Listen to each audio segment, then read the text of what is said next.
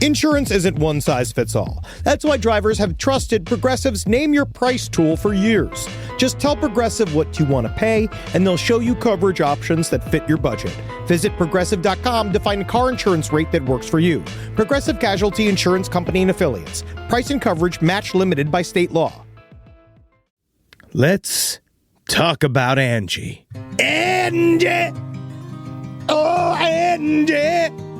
Angie's been connecting homeowners with skilled pros for over 30 years. And they've made it easier than ever to tackle home projects. Their nationwide network has experts in everything from plumbing and landscaping to roofing, remodels, and more. You can read verified reviews and request and compare notes to find your best price. So join the millions of homeowners who use Angie to get the job done well. Download the Angie app today or visit ANGI.com.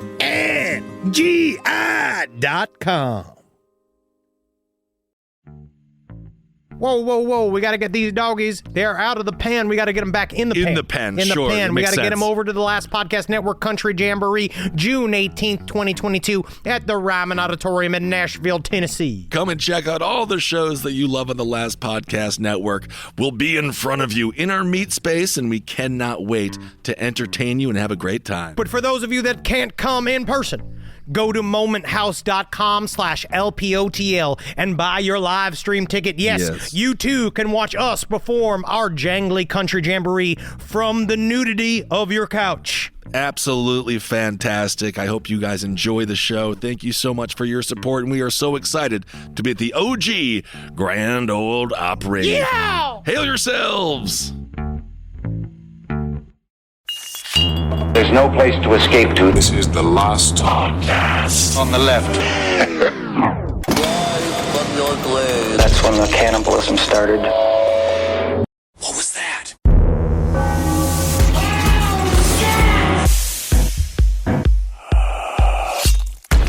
Hi. Trying to get into I gotta get into Nanny because I'm just looking at pictures of Nanny, man. And you toss a moo on me, put some curlers on me.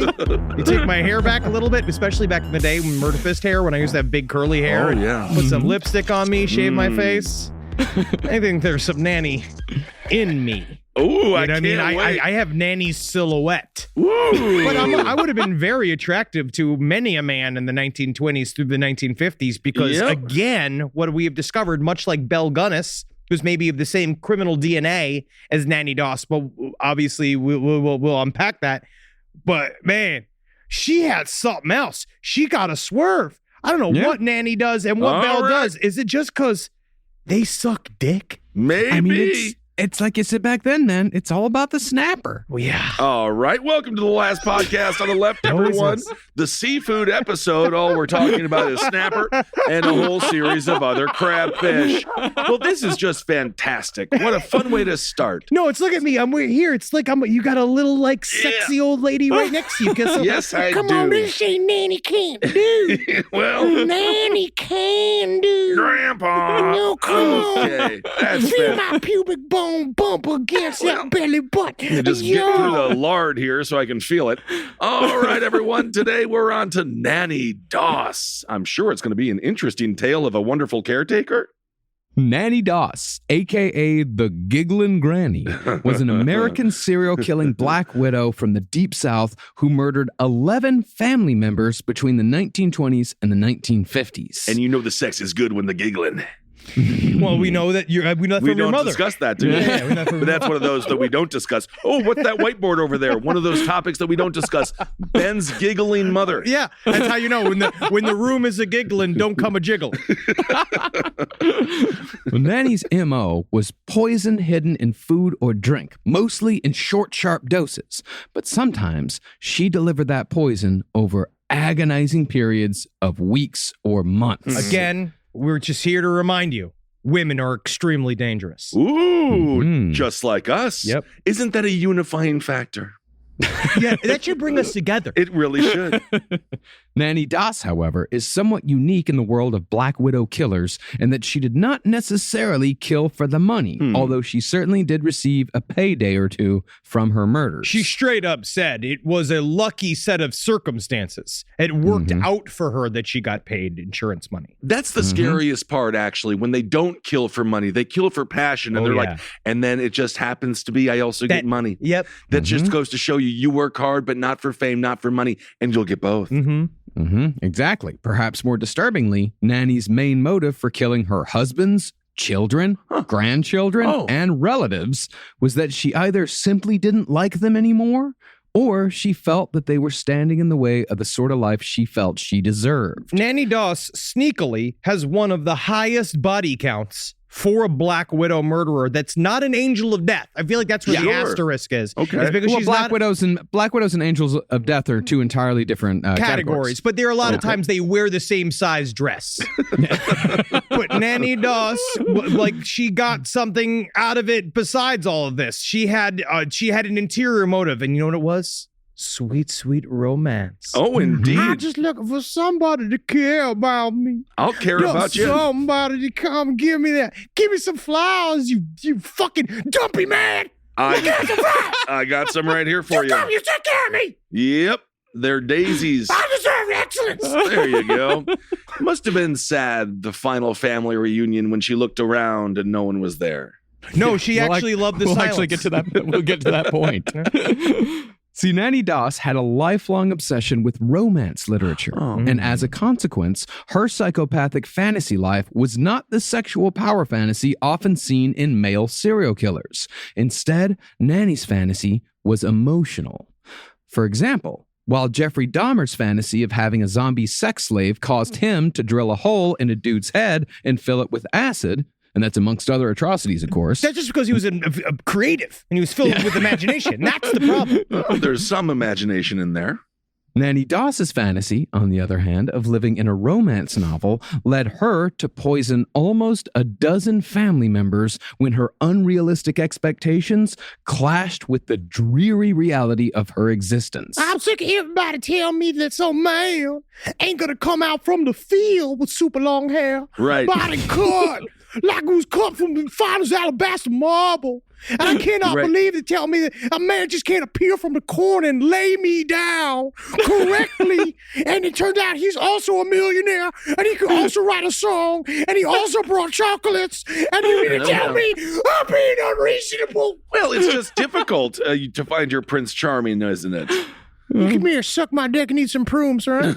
No problem. I'm gonna suck your dick and eat some prunes till you're deaf. Okay, I love prunes.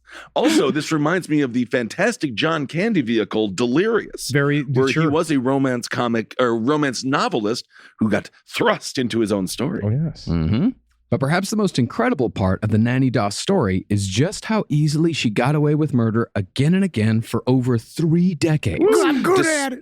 Because I'm good at it. I'm the best. You are the best. Come for me. I'm the GOAT. You might be. And this is despite the fact that most of the people closest to her were absolutely convinced that she had in fact killed their children, siblings, and fathers again and again and again. It's an incredible set of circumstances where this truly innocent-looking woman, and it's true, if you look at her face. Yeah. She's guileless. She has that like wide open expression, big smile, like exactly if you picture like kindly grandmother, it is exactly this woman. And leading up to the kindly grandmother form, she actually had a shapely figure. She was obsessed with glamour magazines, so she knew how to like doll herself up. Like she was always uncharacteristically like done up in front of people. She's kind of like she dazzled people. So, and then your whole family, everyone else is around her. It's like, you will never fucking believe me, but Nannie's a straight cold fucking murderer.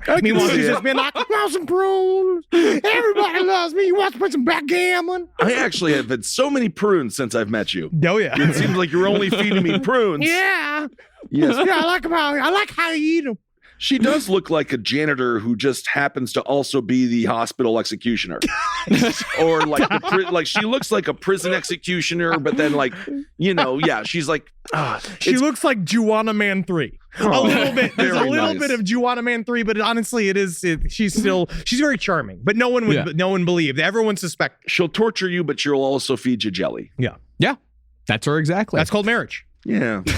Now, our source today, Giggling Granny, Nannie Doss by Ryan Green, admittedly ain't the most reliable. And it's obvious that the author took a fair amount of liberties when it came to the particulars of the story, because he doesn't volunteer where he got a lot of the stories or the details he presents as fact. But overall, Nannie Doss presents a damn good story. And while we'll, of course, strive to be as factual as possible, the speculative parts of the story will, I think, become fairly obvious as we go through the narrative. I also read a fairly extensive book called Black Widow by Stephen White that was all it does corroborate quite a bit of this, but it does lean into the romance quite a bit. It leans into her sexual escapades. She got banged out a lot. Good for her. Good for Same her. thing with Belle Gunnis. I don't know necessarily why, but Well, you would think that she wouldn't be killing all these people if she was sexually satisfied, but no, sometimes it's not just about that. Because I guess not. It's not about that at all. All right. It's not with the female serial killer. It's never about sex, at least as far as I can tell. There's always some sort of it's a much more complicated motive. it's without more a doubt. dangerous. I mean, when Eileen Technically, BTK kept himself from killing for 10 years by binding his head and putting women's panties on. He did keep all of his horrible impulses at bay for a short period of time, because it was it was a whole other power game inside of his own head, but it was about him, whatever. It's fucking weird. But Nannie Doss also, she would keep her shit under control for 15, 16 years at a time. And that switch would just flip, and then all of a sudden, it's fucking time for the dirt. Time to put the man down. Gets up every day. He goes to the factory for 18 hours. He That's a long comes home. shift. I want him to write me a poem. I want him to sit in a goddamn chair. I want him to eat my pie without fucking, and I mean both pies. Wait, Oh, wow. I don't want it without any kind of complaint. I don't want him to do it every day on a regular forever. So you're going to eat the banana cream pie and then also the blueberry pie you've made. Eileen Wuornos, when she blew the small-dicked man from Foghat, that was quite sexual. But she did not blow him away. She did not kill him. That's true. No, and it was because of Foghat. That's what saved him. I know. Yeah. So Nannie Doss was born in November of 1905 in Blue Mountain, Alabama, the illegitimate child of a woman named Lou, maiden name unknown, and a soldier from a nearby army base. Lou had been ostracized from her family following Nannie's birth, so she worked odd jobs around Blue Mountain to support herself and her daughter, and eventually she met and married a poor dirt farmer named James Hazel. This is my question. Why start as a dirt farmer? Everyone technically starts as a dirt farmer. It's just you have to go above dirt farmer. It's just that a lot of people stay at dirt farmer. But why are we farming just dirt? What I don't understand is that if you're a dirt farmer, seems like you just got fired by the planet Earth. And that now you don't have a job anymore, because a farm to me says it's got things growing out of the dirt. If you just have dirt, you have a graveyard. Well, if you have dirt, as we saw in Stephenville, Texas, there's a lot of dirt farms there. Yes. Think about storms. What do you need? Sandbags. What do you think sand is? Dirt. Therefore, aren't dirt farmers the ultimate heroes? Is that what that is? What are you talking? What that is out in Stephenville? No, that's just because there's a drought in Texas and they can't fucking plant anything. It seems like the whole infrastructure, something's going wrong in Texas. Fantastic. No, all I know is ain't just Texas, my friend. It's the entire fucking country. All I know is one of her strangest odd jobs was she had to juggle while standing on one foot, and she had plates on her head. That's some classic Kissel humor right there. And it's so nice that even after all these years and the brain surgery, Kissel is just as fast as he ever has been. Well, that's a fact. Now, James and Lou were somewhat of a practical match, because while single mother Lou certainly wasn't the most exciting of marriage prospects in the early 20th century Alabama, James wasn't a catch either. No. Dour and miserable, James would turn mean at the slightest sign of stress. God damn it, these leaves are turning brown. I know the last thing I need is more dirt. Just the change of season. It happens every year. Yeah, now they're yellow. Yeah, and they're red. It's you fall. stay green. Just the change Stay green. It's just the change of seasons. Well, James saw his new wife and his new stepdaughter, as well as all subsequent children, as little more than free labor for his worthless 3-acre dirt farm. Isn't what families are for? It was. Back then. Now, after Lou and... Well, it's not... That's the thing. It's more of a you use children for that, but you also must love those children. Why do I don't love my snowplow? Yeah, man. I actively hate my vacuum. Oh, every time I look at him, like, I gotta use you because I just made a mess. Now, after Lou and James got married, they had 4 more children, a boy and 3 girls, and every birth was carefully timed so the pregnancies wouldn't keep Lou from working the fields during harvest. That's what a father needs to do. He needs to watch his cum, and he builds to a level where it's like he knows once it gets to sun level, then he's just like, all right, is she done with the beats yet?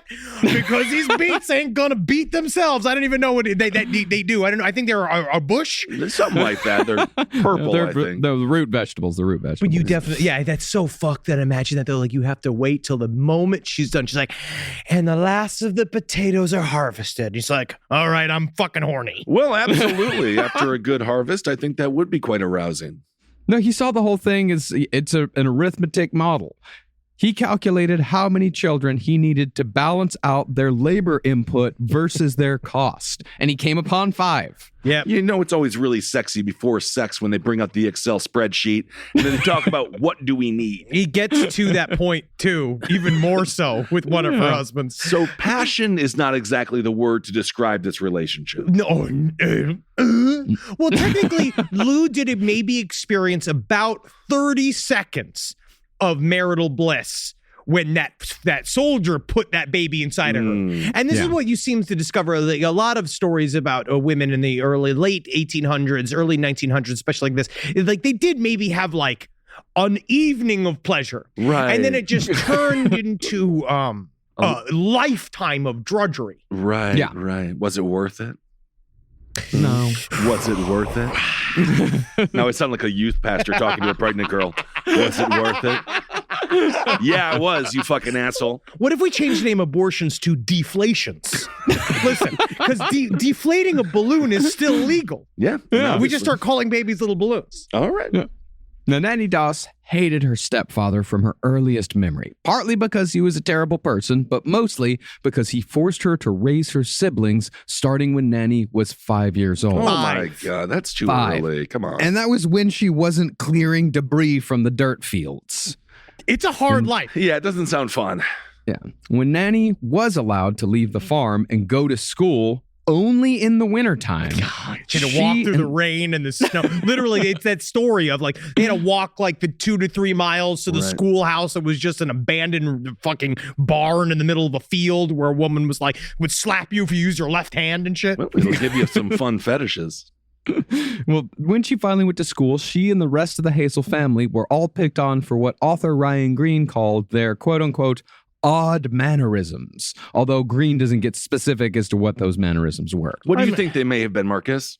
I don't know. Blinking a lot. Loogies on the floor, not really thinking about what anyone else wanted when it came to smells. Yeah, and it's a lot of the Molly Shannon, what's it, with the superstar thing where you're sticking your hands up in your armpits and smelling them a lot. I remember there was this one kid that we grew up with who was very sweet, right? He was really sweet, but he obviously was like, the crowd of elementary school kids decided that he didn't belong, you know? Yeah. Because he'd wear his Boy Scout uniform every day, and he was really sweet. And then what he would do is he'd stick his 2 fingers into both nostrils. He had this like permanently running nose, and he would scoop the boogers from his nose like into his mouth. We all had a kid like that. And, I had a kid in, what was that? You want to go on? Oh, no, he committed suicide when he was 17 years old. It's a very sad story. It's brutal. It's horrible. But. Figured you were going to say something like that. I knew a kid in middle school who, when getting nervous, he would pull out a Ziploc bag. I've told you this before. It was full of his mother's hair. Oh, yeah. And he would rub it all over his body. There's always one of those kids. Hey, man. But then makes you feel kind of normal. That's Jack. Exactly. From Twitter.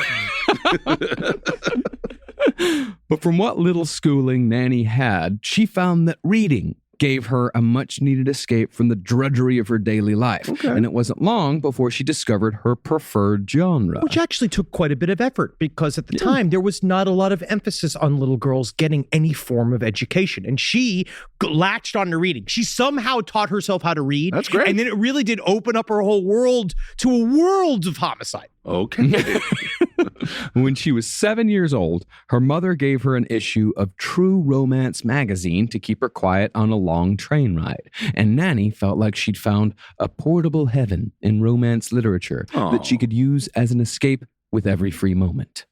But on that same train ride, Nannie, like many serial killers, received an injury that was at least partly responsible for the ease in which she would commit her most heinous acts without conscience for the rest of her life. Just as Nannie was reading, everything suddenly went black, and when she awoke, she was suffering a debilitating headache. As it turned out, a storm had knocked down a tree which blocked the train tracks, and when the conductor saw it and slammed on the brakes, Nannie flew forward and bashed her head on the metal bar in front of her. Oh, yeah. This is Delirious. Yeah. The movie Delirious. It really is. I was thinking more Rick Moranis in that scene in Spaceballs. It seems to really be used quite a bit. That's a trope. Yes. Spaceballs. It ruined Star Wars for me because I watched it first and then I watched Star Wars and I was like, this is not as good as Spaceballs. Yeah, Spaceballs is a better film than Star Wars. It is. Yeah, it is. The resulting concussion was so bad that it caused permanent brain damage. And for the rest of her life, Nannie would suffer from sudden debilitating headaches that sometimes lasted for days. More importantly, for the purposes of our story, though, Nannie also became prone to severe depressions, long dark moods, and uncontrollable rages. That was the real thing. It was the Yeah. black cloud that they said would cover Nannie, and then she would often be found in these, like, besides screaming her head off, Right. but she'd also be found. I mean, obviously she was put to work in the field pretty quickly afterwards, but crying in the field. Like, it's kind of like crying in the club Sure. where Drake used to do, It's kind of sad. Yeah. but he never did really. Yeah, I've He cried never in a- once cried in a club. I've cried in a club or I two. have as But well. it might be good when it comes to watering the one potato. Got too much salt content. Make your damn tears cleaner than this. Oh, you can't have too much salt in a potato. Well, of course, as Henry said, Nannie was put right back to work as soon as her family returned from the trip and suffered from constant blackouts, constant headaches, and true to form, James refused to let Lou take Nannie to a doctor. I mean, yeah, because, he doesn't want to listen. This is what this doctor going to do. It's going to be, the doctor's making the frogs gay. Yeah. Gonna help and maybe help his daughter a little bit suffering from migraines. No, it's going to turn her into blacking a frog and then to a gay frog. out. Okay. Now, in addition to his callousness, James Hazel was also highly violent and would beat Nannie when she disobeyed. But after the accident, Nannie discovered that she no longer feared violence because she was already in constant pain anyway. Yeah, dude. Like that movie Soldier. This is a Yeah. superpower, isn't it? Yep. In a way. Consequently, the shit rolled downhill. And after the accident, Nannie quickly developed a taste for beating her younger siblings when they disobeyed, where before she hadn't been violent towards them at all. Yeah, she started really lording herself. She could basically be like, if I'm going to be mommy, I'm going to start acting like a goddamn mom. Well, mommies can also be very sweet. Take No, care mommy's of deliberately put out the punishment. And sometimes they give you the tit. Yeah. Do you have any more prunes? Yeah. Thank you. Yeah, I got these extra ones. They're extra slippery for you. I love that. No, it was a full and complete personality change. Before she's sweet, somewhat timid, into reading. Afterwards, she's a fucking violent rage monster.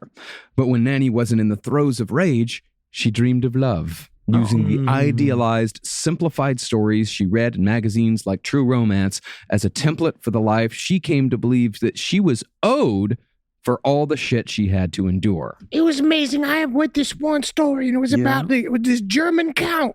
He comes in as a German count, and you're a little milkmaid tied up to a barrel of milk, right? And this Tied to count it. comes in, and he says stuff like, "Oh, we have ways of making you come." And I go like, "Oh, that's amazing. Oh, wow." Right. And the next thing you know, his count's railing me against his barrel of milk, right? Love this book. Right. You didn't care about his political affiliation at all, did you? It seemed By like that maybe point, he was so deep inside of me, he might as well have been me. You know what I mean? I see. It was like I was fucking myself. He was Wow. so deep up in my guts. But his imagination, of course, I'm 5. Right. I'm 5 years old. Oh, you're 5. Well, that's kind of a little lurid imagination there for a 5-year-old, but okay.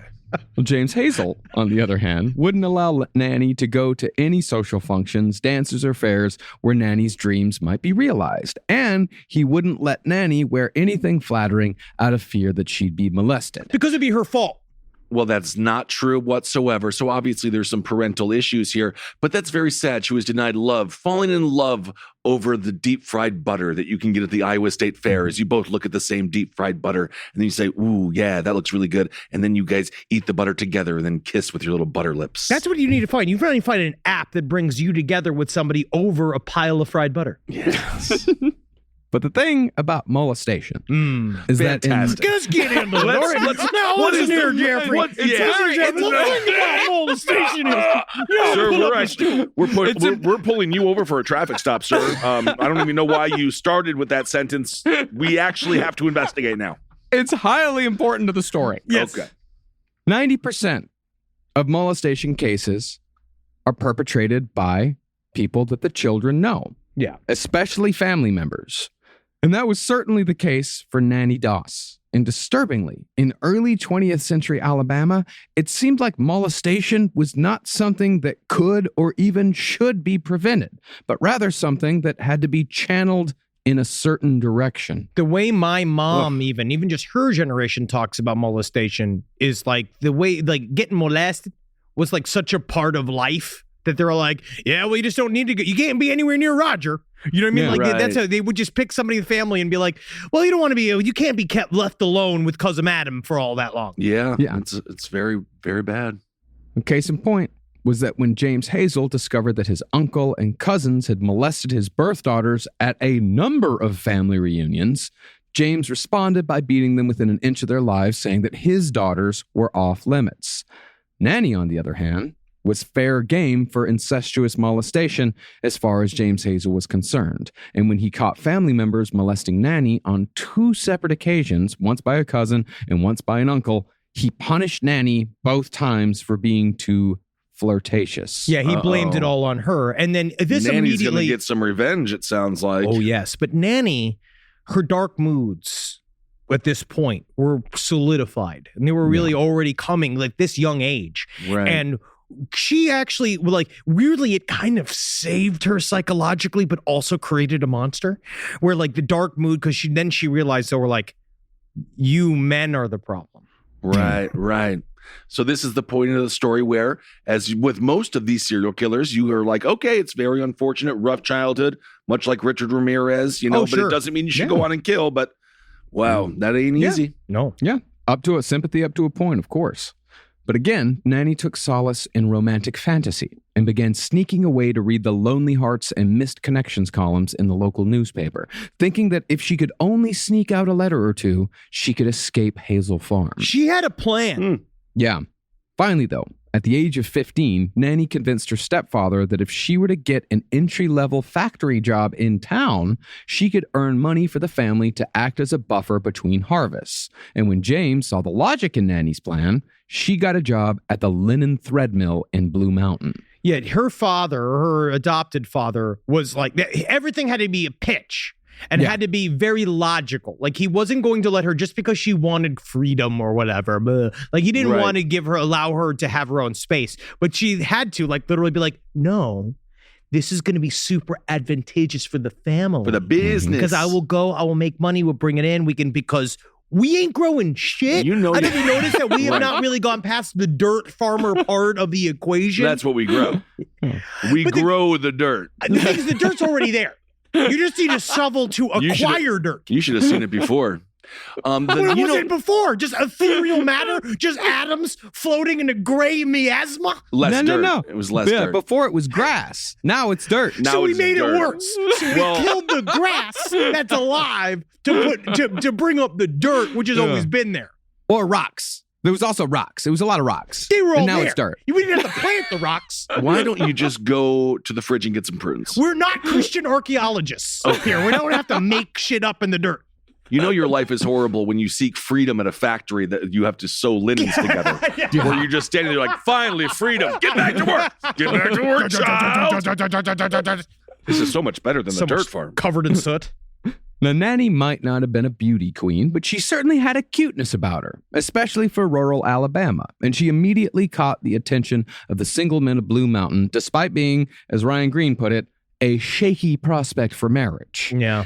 See, in that time and place, Alabama in the early 20th century, a wife was still expected to bring a dowry or property to a marriage, and Hazel Farm was worthless land worked by a worthless man. Yeah. But that didn't put Nannie off her game, and she took up smoking to have an excuse to hang around outside of the factory and chat up young men. Y'all like fucking nicotine, huh? Yeah, me too, loving these. What I love about these menthols, because these the original menthols, of course, is they have shard of actual like some kind of chemical in there. I believe this is active asbestos. Yes, it is. But that cool Carolina asbestos. Man, you are so hot. I can see the lung cancer growing and your teeth rotting as we Thank talk. you, Yeah, yeah. wow, what a 10. See how brown my tongue is? Yeah, I do. Wow, so hot. Hot.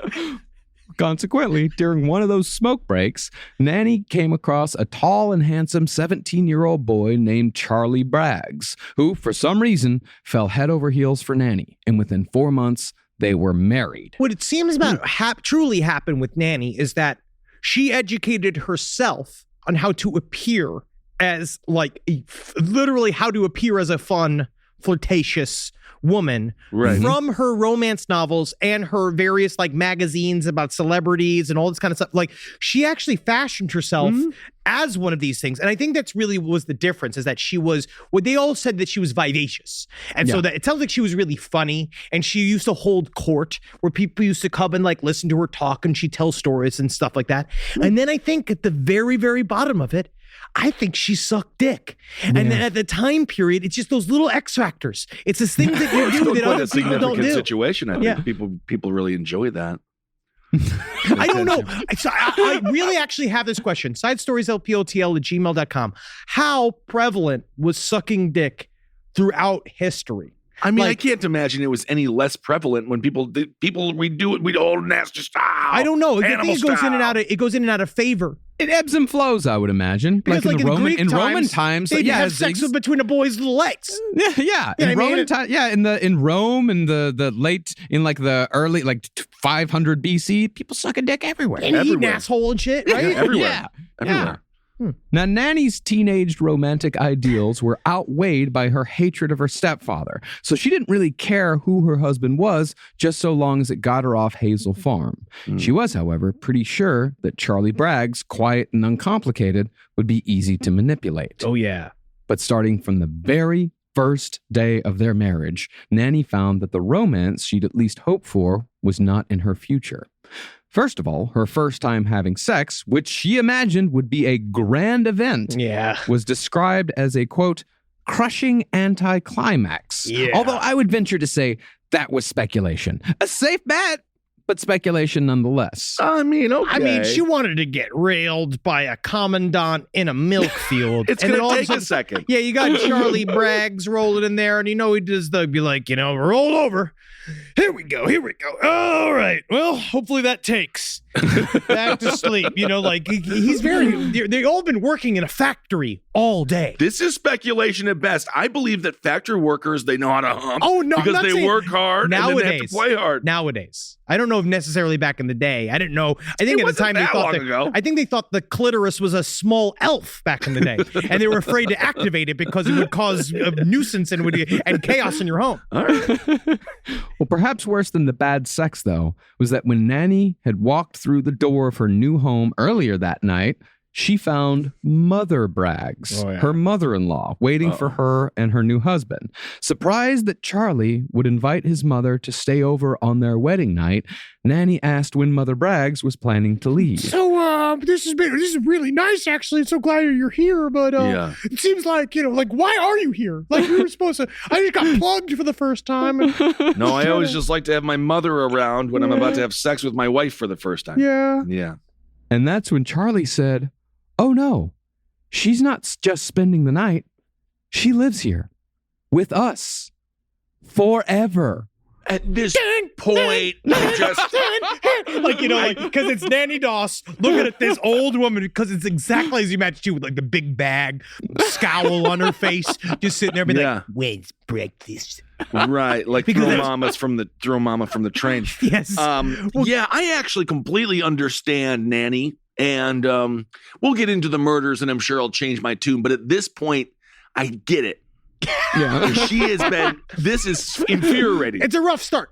But then the thing is, she's immediately straight up. She's like, all right, it's the wife's job to start making breakfast. Oh my God. So it's about time you start doing your wife's job. What if I just fucking kill you, mother-in-law? Okay.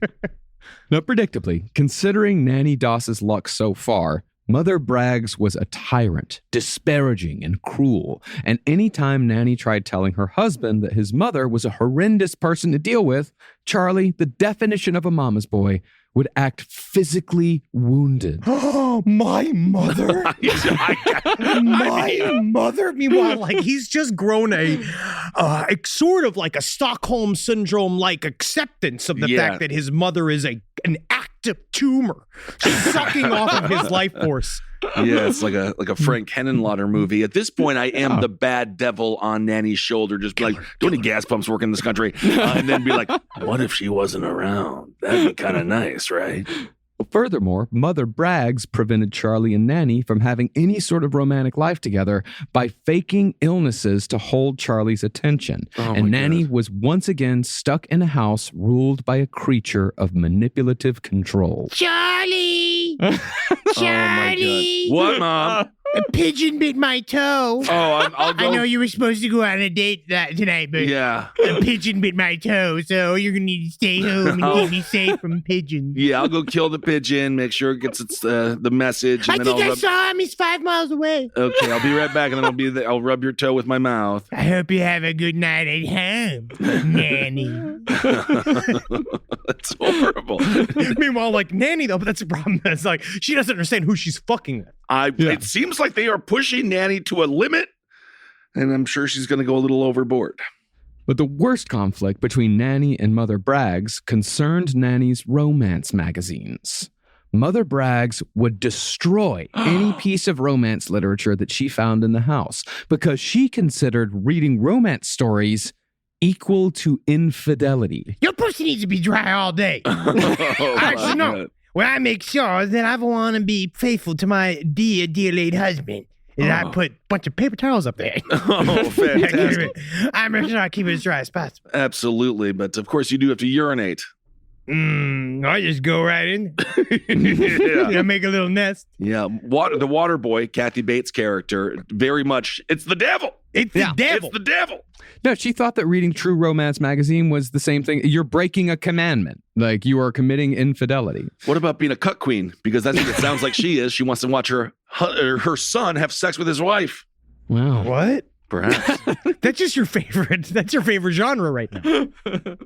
Well, as long as they're, stuck in a laundry machine or something like that. I don't know what's been going on. All I know is all these slip and falls, we need safer sets. It really speaks to the problems of private insurance. It really does. Crushed and depressed, Nannie became a 2-pack-a-day smoker and a moderate drinker to deal with the sad reality of her existence, which of course only worsened Mother Braggs' opinion of her daughter-in-law, which only made the relationship worse. Because the mother-in-law couldn't handle cigarette smoke. So that was the only way to get her out of the house, is that she'd just sit inside and smoke all fucking day just to make her leave. That is pure domestic warfare. It really is. It doesn't sound like a fun home life. And as it was, things weren't all that great with Charlie either. Nannie became a baby factory just like her mother. And between 1923 and 1927, Nannie gave birth to 4 children. Her first was Melvina. Her last was Florine. I just, Melvina and Florine sound like just 2 women you never want to see coming. No, you definitely I don't. never want to find out. Like, if I found out my insurance adjuster is Melvina, we're fucked. I mean, I don't Just know. a scrunch-faced, mean old Melvina. It sounds kind of like she would be a Frenchie if she was a dog. Melvina. yeah, sure. I don't know. It's good kind name. of. I mean, It's a then good you name can for a dog. Yeah, you can call her Mel or you can call her Vina. Just don't call her late for dinner. But that's on you then, because you actually control when dinner is served, because you're the human. I always just leave a bowl out and I say it's a buffet style. It's not good.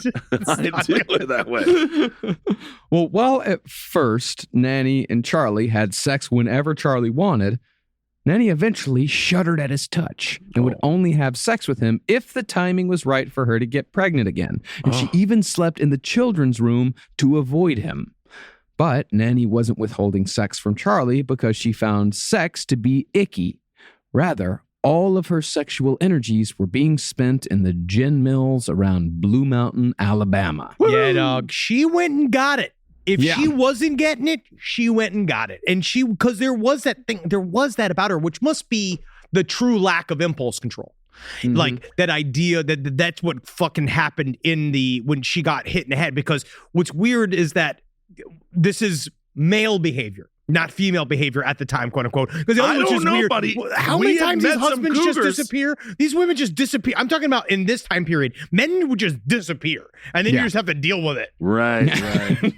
Well, when Nanny was able to convince either Charlie or Mother Braggs to babysit her kids, Nanny could be found roaming bars topless, letting herself be fondled in public, and sleeping with whatever drunk would take her home. Come on, who wants to make me a full house? This is fantastic. Because the best part is that you take me from being a full house, we take you all the way to the royal flush. I love you, Nanny. You're just so great. In no way would you kill a bunch of people. Just let me fuck you, you fucking dumb pole. Fantastic. That's all you are is a dick to me. You remember that? All right. Mama Nanny can't do. I think I fell in love with you, Nanny. That's your first mistake. Dang it. Well, Charlie, meanwhile, didn't care much because he was having affairs with every woman who'd let him at the linen thread mill where he and Nanny met, sometimes for days at a time.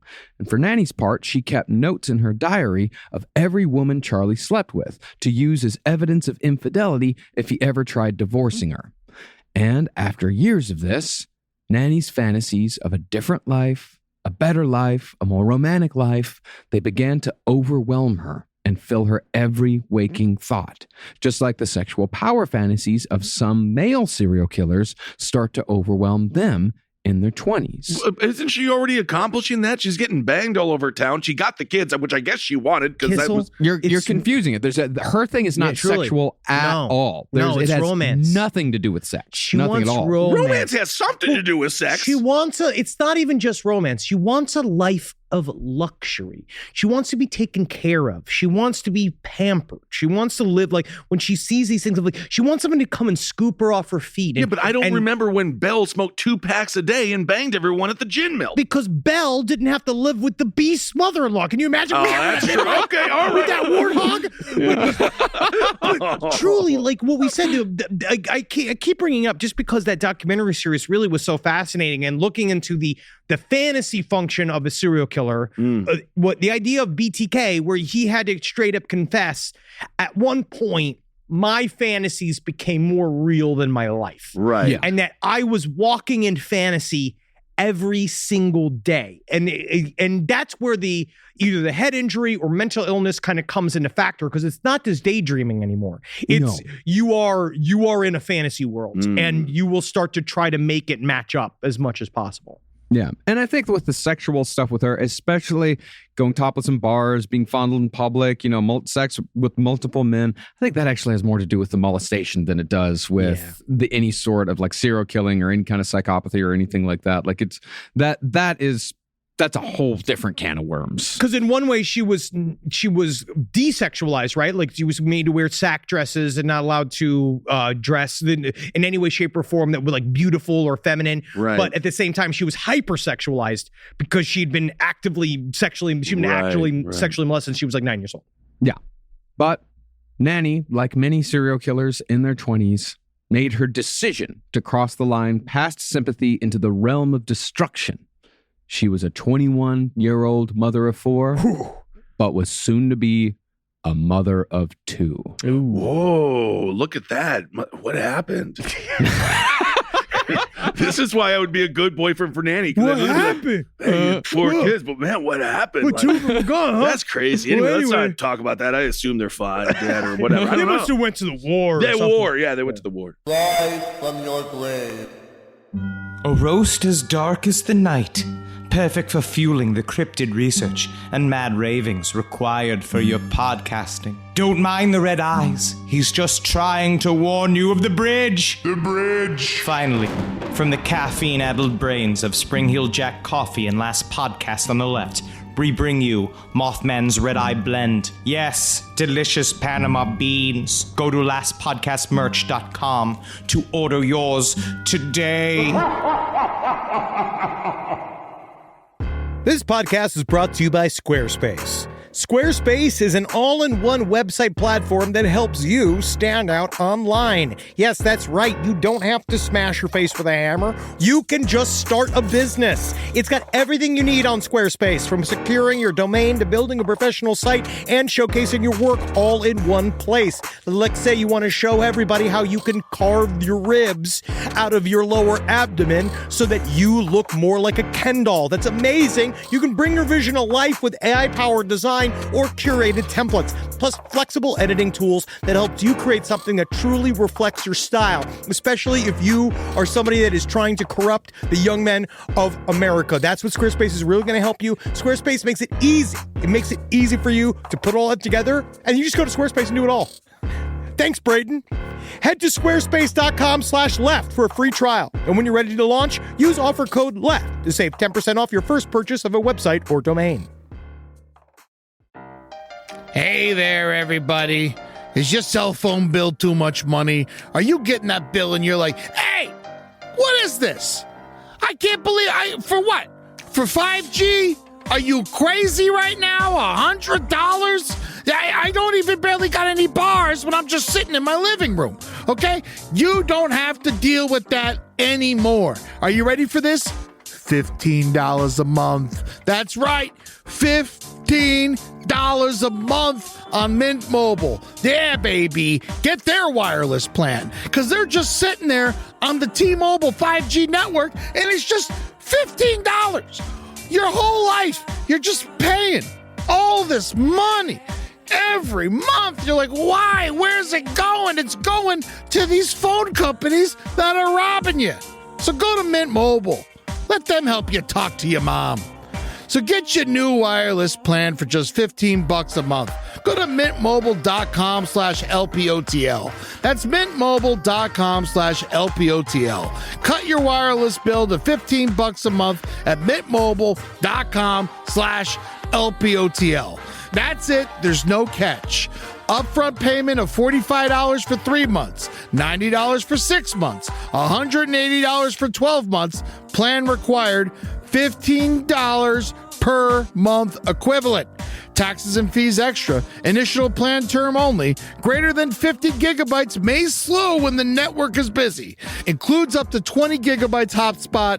Capable device required. Availability, speed, and coverage varies. See mintmobile.com. It's obvious we love true crime, but it does make us feel a little paranoid about what's out there, as it should. And that's why it's so important to get a home security system that gives you peace of mind. With SimpliSafe, you can stop crimes before they even start using their AI-powered cameras to identify threats on your property and alert US-based live agents to take action.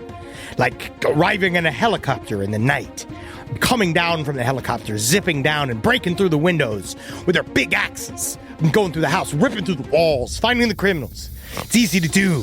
SimpliSafe has been a game changer for us. And the best part, there's no long-term contract. We've used it since the very early days of SimpliSafe here at LPN, and it keeps us safe, doesn't it? It keeps all of our thoughts inside the building. Then there's the ones we let out because they have to go out, because that's a part of it. But SimpliSafe keeps the other thoughts safe. And for that, we say thank you, SimpliSafe. And we want you to experience the same peace of mind as we, which is why we've partnered with SimpliSafe to offer an exclusive discount to all of our listeners. Right now, you can get 50% off your new system by visiting simplisafe.com/LPOTL. That's half off at simplisafe.com/LPOTL. There's no safe like SimpliSafe.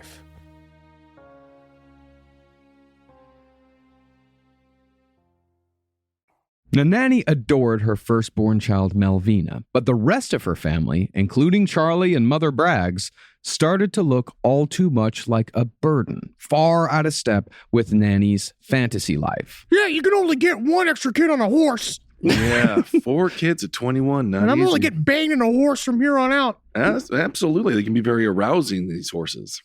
Well, Nannie figured that if she only had 1 kid, maybe 2, then her life would turn around. And for her, the decision was nothing more than a practical problem that had absolutely nothing to do with human emotion, because real human emotion was not possible for a person like Nannie Doss. Just the appearance of emotion, and the appearance of, that's the other thing where the psychopathy kind of comes into, because nothing can satisfy you. And then she went to her Firefox account and Googled, how do I murder my child? But the police didn't look there. They didn't look. No, because at the time, it was Casey just, she was asking a fox in a field. About Xanax? How much Xanax do I have to give my... Hey, Mr. Fox, how much Xanax do I got to give these babies? You're going to want to give them a whole bar. You want to smash it up and put it in their little baby food, too. So yeah, I'd take the advice of the fox. He's killed at least 3 or 4 antelopes since I've known him. So, when Charlie returned home one afternoon after one of his 3-day-long affairs, he discovered that his 2 middle children were very suddenly stone dead. Whoa. See, a couple of days before, Nannie had given Melvina toast for breakfast, while her youngest, Florine, had been breastfed. But for the middle 2... I just wanted to...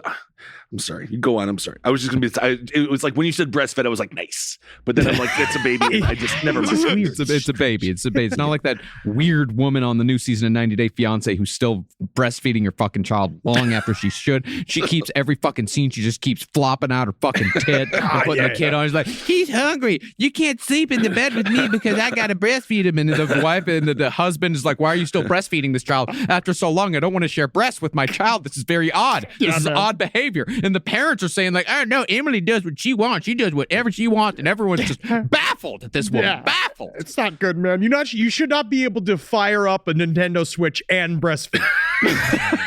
Like there needs to be one or the other. All right, so toast and breast milk. Toast for one, breast milk for the other. But for the middle 2, Nannie had mixed in poison with their porridge. No. And by the time the doctor showed up, thinking it was extreme food poisoning, both kids had expired. Not thinking for a second that a woman would murder her own children, the entire town gathered around Nannie and praised Nannie for her bravery in the face of such a tragedy. Because Charlie, when he came home, right, he finally rolled up. He comes to this scene where the entire house is, the entire neighborhood's at his house. The doctor's there. Whoa. The cop is there, or whatever, because every town had like one police officer or some bullshit. Right. They walk in, and Nannie is just like crying, going like, I can't believe what happened. It's an unbelievable tragedy. And meanwhile, like Charlie catches her eyes, and it's like she gives a little like wink. Like, right. See what I did? See what's happened? Yeah, he said after he finally looked into his wife's eyes after the guilt wore off, he said he saw no sadness, saw no anger. All he saw was a dark void. Whoa. Or at least that's, Ryan Green's speculation. And Charlie said it was so terrifying that he fled from his home in the middle of the night with Melvina. Just Melvina. Yeah. Completely abandoning both his youngest child and his mother to a child murderer. Something went on because he came in, and because it's really interesting, because he was on a fucking bender doing whatever. He rolled in to find 2 of his 4 kids dead, and something must have happened for him to be like, she fucking did it. Right. She did it. And because he left in the middle of the night. Because again, he would not have taken at least a child if he wasn't afraid. You know what I mean? He would have just left on his own if he was just going to go on another fucking bender. Sure. Exactly. But as far as Mother Braggs went, she didn't last too much longer after Charlie left. The illness she'd endured from the beginning of Nannie's marriage to Charlie took a very sudden turn into chronic and crippling stomach pain, which eventually killed Mother Braggs in the summer of 1927. So she's got 3 victims real fast. Is this inappropriate to say, but Mother Braggs, I mean, get out of the house. Mother Braggs. She put herself in harm's way. She sounds like she was very overbearing. Yes. But the thing was that when Charlie left, the fight kind of left her too. So she become even more of kind of like a lump. Like she was just like in the house and very despondent and upset. But that's when Nannie knew she's vulnerable. Mm-hmm. And so what I'm going to do is, because again, what you're going to see is what she did. What a lot of women killers do is that they get even closer to their victim. So they come in and they become the caretaker, and then they control your entire life, and then they slowly poison you. But she fucking got Mama Briggs in a fucking week. Oh my goodness. Oh yeah, but I mean, she wasn't great. No, she wasn't. No, but you shouldn't just murder someone because they're awful. I say you leave them out side. Yeah. Honestly, somebody like that, you could just let Mother Earth take care of it. Yeah. Absolutely. Yeah.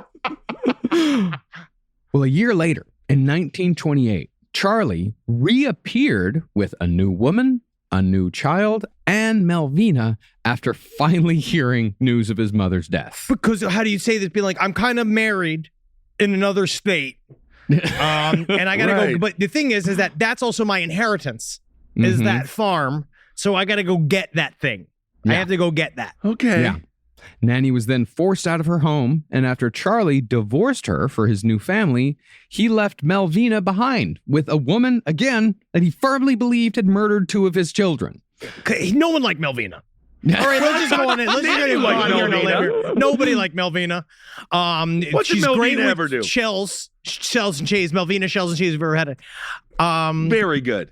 But yeah, no one liked her. Well, we don't know that. It seems like the entire Braggs family it was a big mess. Let's just say it was a big mess. Big mess. Yeah. And they didn't necessarily, it didn't seem like Nannie Doss was like just the one evil person amongst an entire family of good people. Like the decisions that they all made were definitely emotionless. Everyone was very hard-edged and callous to each other. Yeah. Nannie is just fighting for her right to party. But she did party. The thing is that she already was partying. Okay. Yeah. Well, with nowhere else to go, Nannie returned to the Hazel family farm and went back to work at the thread mill. But instead of choosing a man there, she tried her luck with the Lonely Hearts columns in the newspaper and began writing letters. Dating apps have always been dangerous. Absolutely. Yeah. Sending photos and baked goods along with her love notes. Because her bakering was fucking bar none. Ooh. Yes. She wasn't afraid to get lewd with these fishing expeditions. Nice. Yeah. She'd say stuff about her ankles. She'd just say something like, honestly, you want to come treat me like cows? Because I'm all jammed full of milk. Oh, yeah. Someone's got to handle these udders. I'll cattle prod you, sure. Well, mostly, she focused on men who wooed her with poetry because that's what she'd come to expect after reading so much romance literature. Yeah. Finally, she settled on a 22-year-old from Jacksonville, Alabama, named Frank Harrelson, who fell for Nannie after she mailed him a picture and a slice of spice cake. Yeah, I love spice cake. Fucking love spice cake. Me too, man. Dear Nannie, roses are red, violets are blue, your ankles are swollen, and I love you. You just came up with that. Nice. Well, Frank swept her off her feet with flowers, chocolate, and poetry, and within 2 months, they were married. You can almost hear the grunt when he did that. This romance is hard. We really got to work at this today, boys. We got to go to 3 stores. Well, after moving to a 2-bedroom log cabin in Cedartown, Georgia, Nannie felt like the dreams of romance that she had literally killed for were finally coming true. But as it would time and again, reality won out. Why can't I be romanced? She doesn't get it because every single time Why she thought can't this she time. be romantic? I mean, other than I know she has 3 people that she's killed now. I get it. This is for all y'all out there. All y'all who ain't married yet, okay? Marriage is a partnership. Like, you have to, it takes work, but yeah, it should be fun, yes. But there's going to be moments, there's going to be ups and downs. There's going to be high points of eroticism and excitement. And there's going to be low points of, we're like, is this your sock? Is this my sock? Sure. And then sometimes the house burns alive. And everyone's in the house when the house is burning, everyone's dead. I love this Zabrowski marriage counseling. Well, no, I mean, not to bring 90 Day Fiancé into it again, but I will. Oh, I mean, great. This is what he learned. This is how he knows. I know. Hey, man, and it works the exact same way because you've got these people that are writing letters to each other. They're just sending Facebook messages to each other. They don't know each other at all. They only get to know each other through these romantic, missives. And then once they finally meet, after 2 months, they have to fucking deal with each other and they realize like, oh my God, you're awful. Oh my God, I'm awful.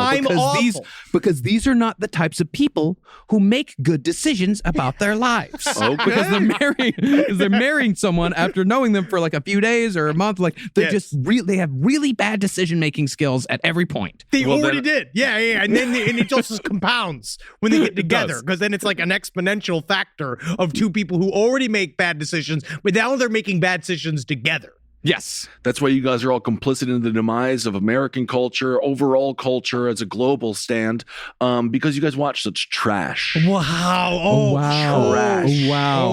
Oh, Ben, trash. how many episodes in a row did you watch of that show where they make swords? How many hours? Forged in Fire. We learned where they from Forged in actually Fire. create. Yeah, we learned. And from I know that. so much about swords now. Yeah. I know about the stuff that they use to make them. You have to be able to hack through a fish. Yeah. And you know how much I've learned about the K-1 visa process? Quite a bit, my friend. I'm learning about government. I'm learning about government. It will heal. It will keep. Well, after the wedding, Frank shut down the emotion and romance and he turned to drinking. And once prohibition ended, he switched from moonshine to whiskey, but still poured his liquor of choice into a clay jug and buried it in the garden out of habit. That's how I like it. I like it to be all dirty. I like it to be dirty. Honestly, I'm kind of mad that the liquor can't kill me anymore. Yeah, that is too bad, isn't it? I'm sick of all this regulation. Nannie's life then became a routine of staying home alone with her children until her husband needed to be bailed out for drunken disorderlies. Yes. And Nannie soon discovered that Frank had turned to Lonely Hearts ads because he developed a local reputation as a mean drunk back home. Yeah. Oh, so you my- had to send out for love. She just can't find a good one. I don't know. It's just going to have to really kill these guys until she can figure it out. Now, at one point, Nannie tried matching her husband's drinking, but after they went on a 3-day bender and simply forgot about Nannie's daughter Florine on days 2 and 3, Nannie decided that wasn't the life for her. Eventually, the drunken beatings began, and Nannie endured the marriage for another 16 years while she raised Malvina and Florine to marrying age. Well, that was the thing, is that she had this in gold. Also, remember this too, guys, and all of us. Your spouses can wait 20 years before killing you because they've had the plan. They've had the plan the entire time. Right. They knew they were going to kill you. It's like the Chinese government. Well, they think in eras. They think in a long period of time. Thinking ahead there. They know what's inside your mind. Also, just make sure that you have a healthy relationship going. Yeah. Do your best there. Keep that going. Yeah. Try your best. You don't come home super hammered and like just start fighting and then Yeah, it would be nice if we just had a nice time. Yeah. Well, by 1942, Malvina had married a guy named Mosey and had a kid, and Florine moved in with her older sister to help with childcare. Well, that was the thing. Florine still never really. No one cared about Florine. No one liked Malvina, but nobody cared about Florine. What's worse? Malvina, she got all the attention and became like I'm gonna get married, everybody loves me, because she got all the actual care and attention. Florine was just like, I guess I'm gonna go help out Malvina. Yeah. And that's her whole life. And you're not That's her projecting. whole- You're not projecting or anything. I'm just saying it's her whole fucking life. And she literally had to go like, I guess it's time for me to go be Malvina's butler. And then you have to have Malvina be like, is my booze nice? Look at my, I got a new boo today. All right, a little Cinderella stepsisters going on here. All right. But when Malvina got pregnant again immediately after giving birth, a long dormant switch flicked back on in Nannie's brain. Oh, no. Because Nannie, when she became obsessed with Malvina's kid, right? She became obsessed with the grandkid. So she was like, I'm the one who knows how to do. Nannie knows how to do. I'm going to teach her myself. And so she went and like, she just basically took over complete care of the grandkid. But all of a sudden, but the whole time she was just like, now the thing is, you don't want to get immediately all plugged up again. Right. Because you're going to ruin everything. You should just have one Malvina. You need a Malvina. That's all We don't you need a Florina. You know what I'm saying? She knows from experience. Yeah. She did. She remembered how having 2 kids in such quick succession with Charlie had affected her in such a negative way to the point where she murdered 2 children. Sure. But she didn't really consider that her daughter just might be fine with it. She doesn't know. Yeah. Nevertheless, Nannie, and this is indeed, again, a lot of speculation, she might have done something purely evil to alleviate her daughter's stress. Evil. Now, moments after the second child was born, after a long and difficult labor, the child was handed to Nannie to hold. But when the doctor came to check on the baby soon afterward, he found that it had very suddenly died with no clear cause of death. I mean, it was crazy. This baby jumped up It smashed its own head against the wall for about, 5-6 times. Wow. I didn't want to fight his liberties. I never heard of a baby because I doing that. agree with you. Everybody should have their own liberty. Sure, and the right to take their own life. Yeah, that child should be allowed to do that as a choice. Okay, sure, yeah. Well, it was assumed that the baby had merely been starved of oxygen for too long during the difficult birth and hadn't recovered. But when Melvina returned home, she told her sister Florine about a nightmare she'd had while recovering. She said that she dreamed that her mother Nannie had taken a hat pin and pushed it ever so slowly into the soft spot of the baby's head while she held it after birth. Yeah, dog. That's not a medical thing to do. That's not good. It didn't deflate. I thought it would pop. Yeah, it didn't pop, though. This probably didn't happen. This is probably emotion coloring memory. No, she probably just shoved it. She just covered its nose, and its mouth with her hand. Maybe, but it was a to kill a long and baby. difficult birth, baby, especially back then. This is 1942. There's not the best infant mortality rate in fucking Alabama, even now. But Florine replied that she remembered seeing their mother toying with a hat pin after the baby was declared dead, wearing a, quote, careful expression of grief. See this? You can't see this because this is obviously an audio medium. But Jackie and I were having this conversation about how we both have never naturally frowned, and look at a frown. Yeah, you can't see it. Look at us frown. You look like a fish, right? Right. Yeah. No one. Have you ever frowned once? And I could just see Nannie Doss just sitting there going. Very sad, yeah. Yeah. And, I'm sure someone would have noticed all the fucking blood if Nannie had stabbed a hat pin into a baby's skull. It might not have a whole lot of blood, actually, now that I think about it. It might just be maybe a bunch of fluid would come out. I'm not really sure how that works. You can put your finger over it and then, honestly, put a little hat on the baby. Yeah. But I think it is telling that her daughters, at the very least, discussed the possibility. It's quite suspicious. She's already killed 3 people. Maybe put a little sticker on it like Casey Anthony did there. Very bad. Yeah. But despite suspicions that their mother had killed her baby, Melvina abandoned her first son Robert to Nannie when her marriage to Mosey fell apart, which only filled Nannie with more resentment and rage. Because now she's got another fucking kid to take care of. Well, anyone named Mosey is always going to walk away from you. We think, but it's slow. But they're always walking away. Yeah. Now, during those 16 years married to Frank, Nannie was often in what she called a dark mood. And she found that those dark energies were best put not into murder, but baking. Yeah, dude. But honestly, I know my mom was like that too. So when she was upset, cleaning became her weapon. Mm-hmm. Right. And so the vacuum, she used to bang the vacuum against the bedroom doll passive aggressively. Right. And she used to clean and huff and clean. And so I actually feel like that the baking would become even more psychologically damaging because as soon as that flour came out, you're like, oh, fuck. Oh, God. No. I mean, it could be worse. True. At least you're gonna eat a bunch of food. It's gonna get Yeah. She could shit in her hand and throw it on the fucking wall. That'd be bad. It would be bad. You got cookies. It's a poopy turkey. However, those dark moods came with dark thoughts, and baked goods eventually became Nannie's most reliable murder weapon. So fucking sweet. It's so metal, dude. It's just so exactly what you think it would be. Death by mother. Well, specifically, the victim of her first baking-themed murder was her grandson, Robert. Oh, yeah. Almost on a whim, it seems, Nannie added arsenic to a batch of cookies she was baking, and then she spent the next few hours almost force-feeding her grandson the tainted batch. You want another cookie? Why don't you have another cookie? Have another one.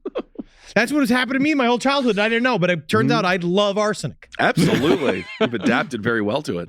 The boy became sluggish, went to sleep, and never woke up, making him, at the very least, the 3rd child to die on Nannie's watch. Yeah. Never mind if she even murdered him or not. It's just 3 children have died under her care. She's the worst babysitter of all time. It's ironic her name is Nannie. Definitely dies with cookies in his tummy, though. So you go to bed and you've got your little chocolate chips in his head. If they had done an autopsy, that would have been called evidence. But it wasn't, and they didn't do it. Yeah, again, no suspicion came Nannie's way, and she theatrically flung herself into the mud during the child's funeral. I'm a piggy now. I'm so sad. I'm a piggy. Oh my God, her grief has turned her into a swine. Reportedly, though, Frank then looked at Melvina and Florine and said, quote, I reckon I'm next. So we're all just expecting to get murdered by Nanny now? Is that we're just going to kind of allow this to happen? It's just the depression of the time period too.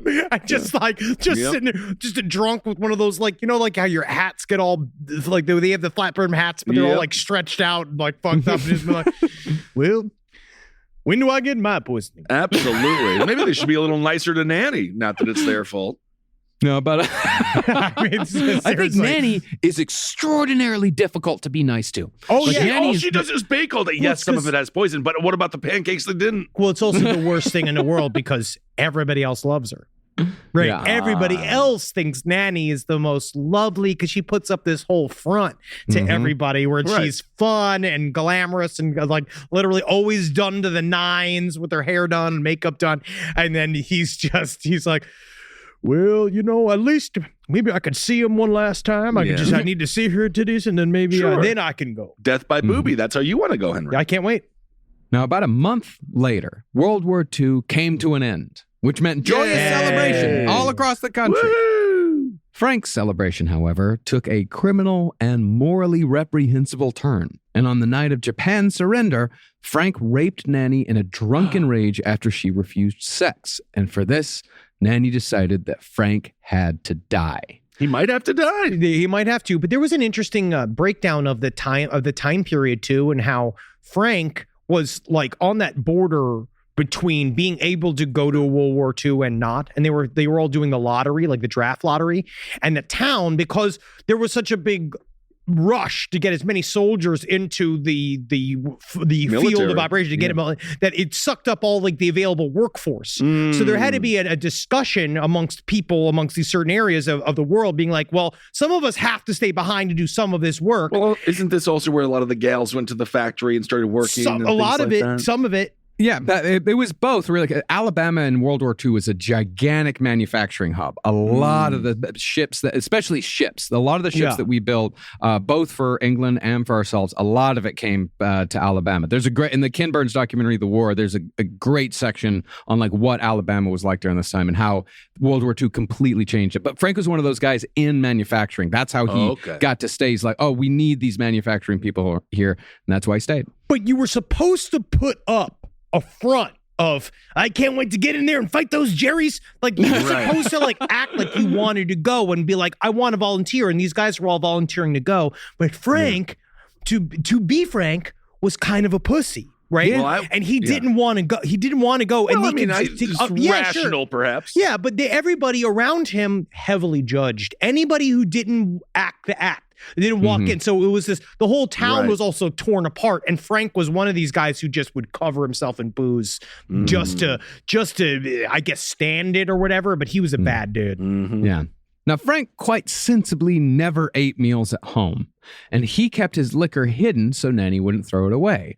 But while Nanny worked in her garden while she formulated a plan to poison her husband, she coincidentally happened upon Frank's buried moonshine jug. Whoa. Yeah. Immediately, she poured out an inch of liquor, replaced it with an inch of rat poison, and reburied the jug. She's like the Riddler from the Batman. Yeah. By the next morning, Frank was laying in the front yard, dead as a doornail, and Nanny emptied out the jug and washed it thoroughly before calling the police. I mean, if you're going to kill someone, she killed him with what he loved. As far as victims go, like Frank, finally we get to do that thing where, we can say like, yeah, the victim was a real fucking piece of shit. Fuck that guy. I mean, this is what they did with Eileen Wuornos in Monster, which was far too sympathetic. This is the most sympathetic murderer, but then again, she's killing children. It's just, I'm saying there's a lot to unpack. It's complicated. It's complicated. The funny thing, if she hadn't killed children, like every single one of her husbands was a piece of fucking garbage. They're all garbage. They're all garbage. Awful. But she did kill a lot of children and some other relatives aside that we'll get to in a bit. Okay. Rise from your grave. Hey, what's up, everyone? How you doing? Ben Kissel here with Henry Zabrowski. Yeah, it's me, man. Yeah, bro. Henry Zabrowski is smoking some of that sweet Last Podcast on the Left, babe. So go out there and purchase yourself some. I hope you enjoy it. We have sativa, we have indica, and we have a hybrid. And I have to tell you, from my personal experience, they are wonderful. Super tasty live resin. You really get that delicious weedy taste, which is what I like. And 3 different experiences. You go to your local vape store and get it. Absolutely. Thank you all so much for supporting the show. We absolutely love you. Can't wait to see you on the road and get that vape, put it in your brain, and have a good time. And if you want us at your favorite weed store, give them a call and ask for them by name. Absolutely. Last Podcast on the Left, it's weed. Hail yourselves, everyone. Hail Satan. This is a paid ad by BetterHelp. You know, stigma shows up in a lot of different places. I know I had to explain to my handyman about the devil imagery in my home. I had to explain that in our home, El Diablo es bueno. And he reluctantly agreed. I think largely just because he was in my home and he was scared. But over time, he began to see, the devil can be my amigo. See, even in 2026, stigma can get in the way of a lot of things, right? My handyman almost didn't put up my floating media cabinet, right? You got to get support for your mental health. Maybe you've encouraged friends to consider therapy while avoiding taking the first step yourself because you're busy, worried what others will think, or telling yourself you should handle it alone.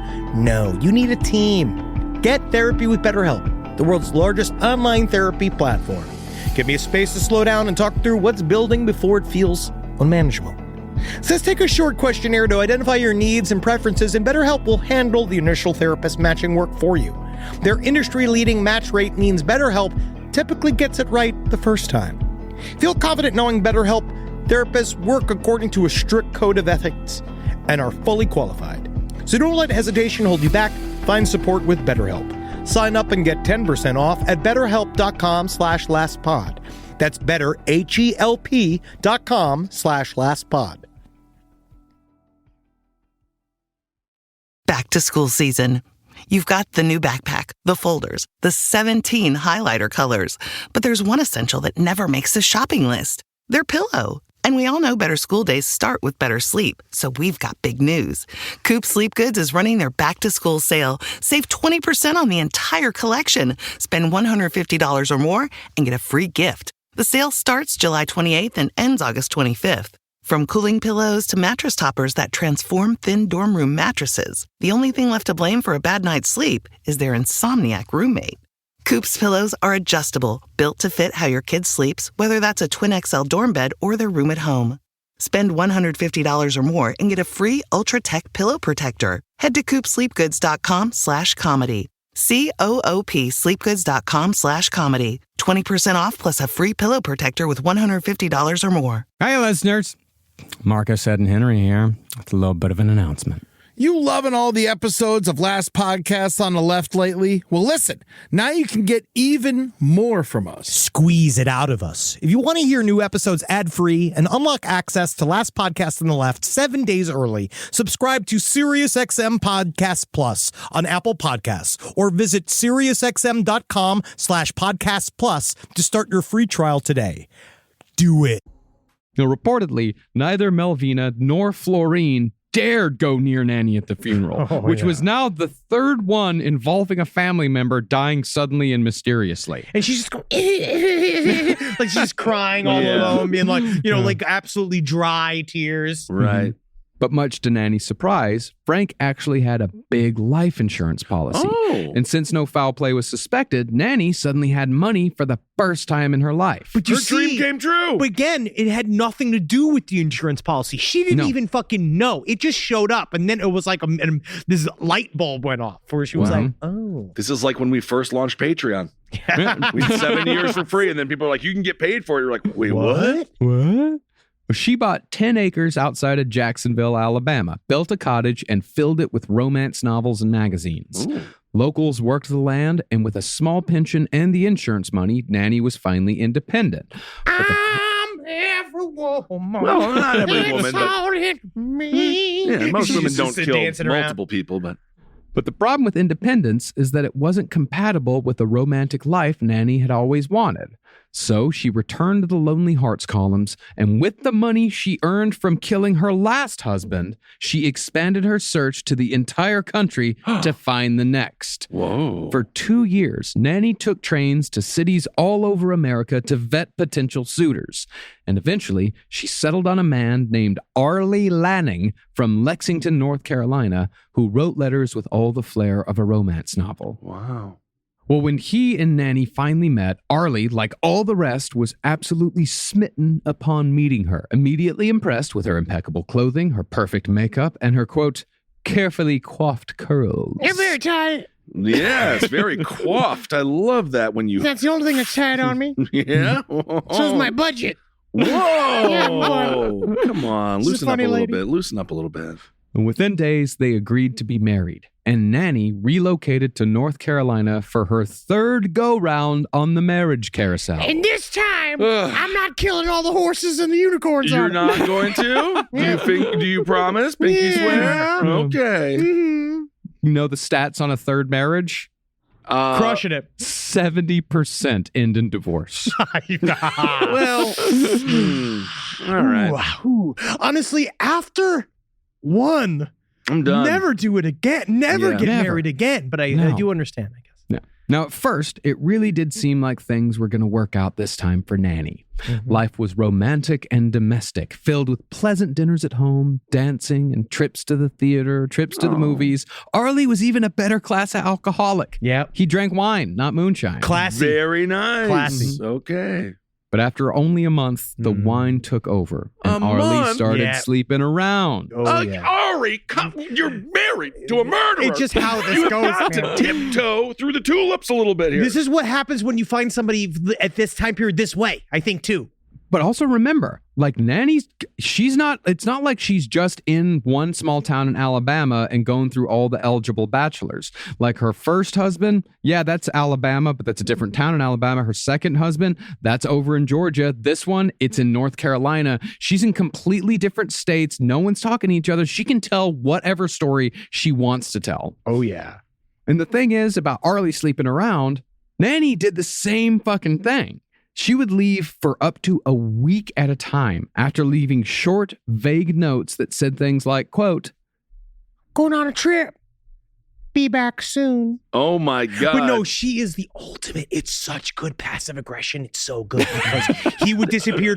So the first time he disappeared. Right. Because this is the thing, the last guy did the same thing, right? They just disappear. These dudes would just go on benders and not come back. It sounds fucking great. I don't even know, they didn't know that was an option as a husband. It's not just benders, like it's going out and fucking other women for I days think at a time. technically it's not an option. As a husband. No, everybody gets mad. You destroy everything. But still, I didn't know you can just choose to do it. And that's what they would do. Right. And so when Arlie did it for the first time, she's like, fuck it. He's not going to find me when he goes back. I get it. So literally she was like, she'd go on her trip and be like, okay, you're going to go fuck? I'm going to go fuck. This is how it is. I mean, you know, and I'm just going to come back whenever I want to too. an orgasm for an orgasm. Yep. They should have just done gangbangs. It's difficult because of the curls.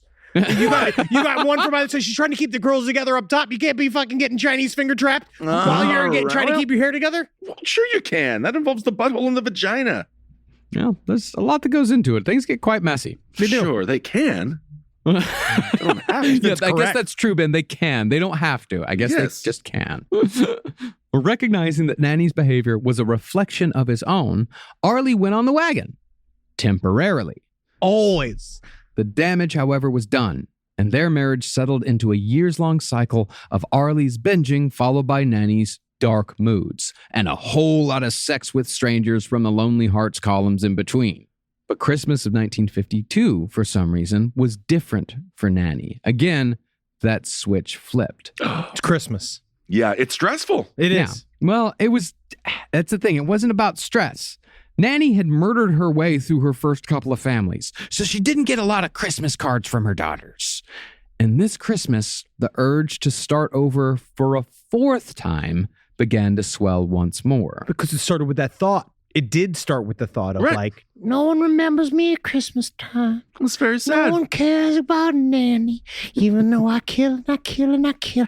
They don't know it for sure. They don't have evidence. They don't have any They don't have any evidence. fucking evidence. I just say send So a they Christmas shouldn't be card. thinking about it because when it comes down to it, what you need is evidence. I mean, for it to be considered to be a crime. to be honest with you, I think you have to become very close to your mother if you know that she kills everyone who gets distant, because just you got to stay in her good graces. Or you stay very, very, very, very far away. Nanny You has stay a very long far away. reach. Because the reason why Nanny kills when she thinks that you're a burden. She kills when she thinks that you're getting a little bit too attached. And that's the trick to the narcissistic personality mode or whatever it is, the version of it, which is, that's the thing, is that she does want your attention up to a point. Right. And then she finds you needy and you also have to get away from her. Now you have to die. So there is no, either way, you're going to be dead. Right. If you get too close to Nancy. Just saying, send a card. Send a card. Well, after spending months in a deep depression worse than any Arlie had seen before, Nanny suddenly snapped back to her well-coiffed self. I'm so sorry. I'm just so sorry. As you could tell, I made my curls stiff again. Yeah. Mm-hmm. And she apologized to her husband for her behavior with her specialty, stewed prune pie. Oh, yeah, give me that prune. It is just this concept of, it's like, I'm fine with prunes, right? Like They're fine. I'm neutral on prunes. Yeah, They're I'm good with for the prunes. body. They're good for the bowel. But a whole plate of stewed prune pie, which must look like literal just shit. Right. Like it's just loose, brown. Well, if you have a nice crust on it or something. It's fine. Yeah. It's just, I'm not into it. I feel like it's a little bit, dates, I don't mind. I think dates are technically the fancy term for prunes. Right. Well, I think they're the prunes that were out in the sun for a while. But the thing about the prune is that what she had discovered is that it was the perfect cloak to arsenic. Because it's sweet and bitter. It's highly sweet, highly bitter.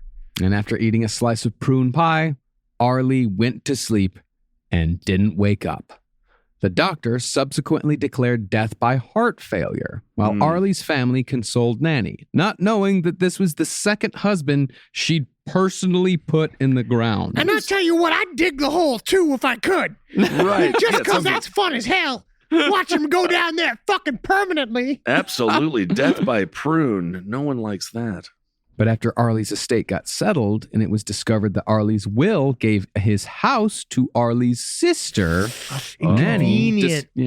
Nanny discovered a house insurance policy that stated that if the house was destroyed, Nanny would get the payout. Nanny's what a fucking coincidence. devious, man. Yeah. She's even, and she kind of liked Arlie's sister too. Yeah. Like if she said that, she was like, "It's unfortunate how this works out that I'm involved." Like it You don't does have kind of to. feel like that because it's like I'm here, so I'm gonna do what Nanny does, and Nanny does whatever the fuck Yeah. Nanny won't. I see that. Oh, So yeah. unfortunately, you're gonna be just kind of swept up in that. Fantastic. Yeah. About a month after Arlie died, before the deed was transferred to Arlie's sister, and after all of Nanny's belongings were shipped back to Alabama, Arlie's house mysteriously burned to the fucking ground. Oh, It happens. no. It does happen. Where is the fire department?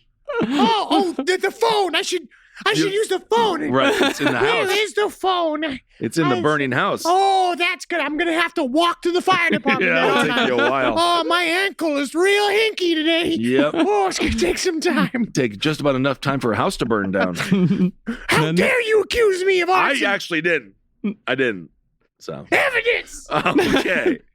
Now, Nanny did stick around North Carolina for a few months to take care of Arlie's mother, who'd been suffering from a long illness. But as it went, the illness took a sudden turn for the worse after Nanny took over care and started Arlie's mother on a diet of stewed prunes. Prunes. Okay, I'm just going to say this. Let's bring COVID into it. Death results, right? Please, great. If you That's had- what this has been missing. This is what terminal 4 cancer. You're dying, right? And then you get COVID and then you die and they say, maybe it's COVID's fault, right? Yeah, sure. The mom was going to die. And Nanny, She was helped. But she helped. She did it till she didn't have to pay for anything. Was this death by nanny or death by long-term illness? This was death by Nanny. Also, why aren't we blaming the fucking prunes a little bit? I have never defended anyone so much in my... but I know she's a murderer. It's because you want to marry her. I don't want to marry You her. just want to be dispatched in that way. There's a part of me that is envious of the time period when another state was really a getting different away. country. You Yeah, could get away. Yeah. Well, within months, Arlie's mother passed away, and Nanny moved back to Alabama after the funeral, several $1,000s richer than when she left. After that, though, Nannie, oddly enough, temporarily switched from Black Widow to Angel of Death. Of course, Angel of Death being another common trope amongst female serial killers. It's the idea that they are a god that is bestowing the gift of death to terminally ill people, or people that they believe should not be suffering any longer. Right. I think Angel of Death is far for Nannie. I do think that murder just became habitual. You think so? It became habitual, and it really has become a practical way for her to make things simpler for her life. Right, indeed, habitual. A habitual. If, you know, emphasis there on kind of the middle term. She is Israel Keys. She is everything that people wanted Israel Keys to be. Yeah. She really is like... She's an extremely dangerous human being. Wow. And everybody around her eventually dies. Right. Yeah. Well, following her move back to Alabama, Nannie's family wrote letters begging her to visit her sister Dovey, who'd fallen ill from a wasting disease. And, you know, Dovey's like, don't invite Nannie here. I feel like I'm getting better. I feel like I can turn this around. Really, Dovey. I mean, that's kind of what I'm thinking, man, is that they know that people die around Nannie. That when Nannie comes around, people go into the fucking ground. So, like, why don't we just, why don't we write a letter to Nannie and just let Nannie I heard you say you want to invite Nannie. I'm still alive. They're hiring her. That's what they're doing. Yeah. Nannie agreed, and after a week of care, she decided that Dovey had to go. Dovey, you know what's coming, right? I just feel like, look, I can get my legs moving again. Yeah. Well, after Dovey complained of constipation. What did I hear? I think I know the cure for that. Let's put up the prune signal. Yep. Nannie mashed up a nice paste of stewed prunes, and after a week of Nannie's prune diet, Dovey died too. At her funeral, Nannie learned through family that her stepfather James had died at some point in the last few years as well.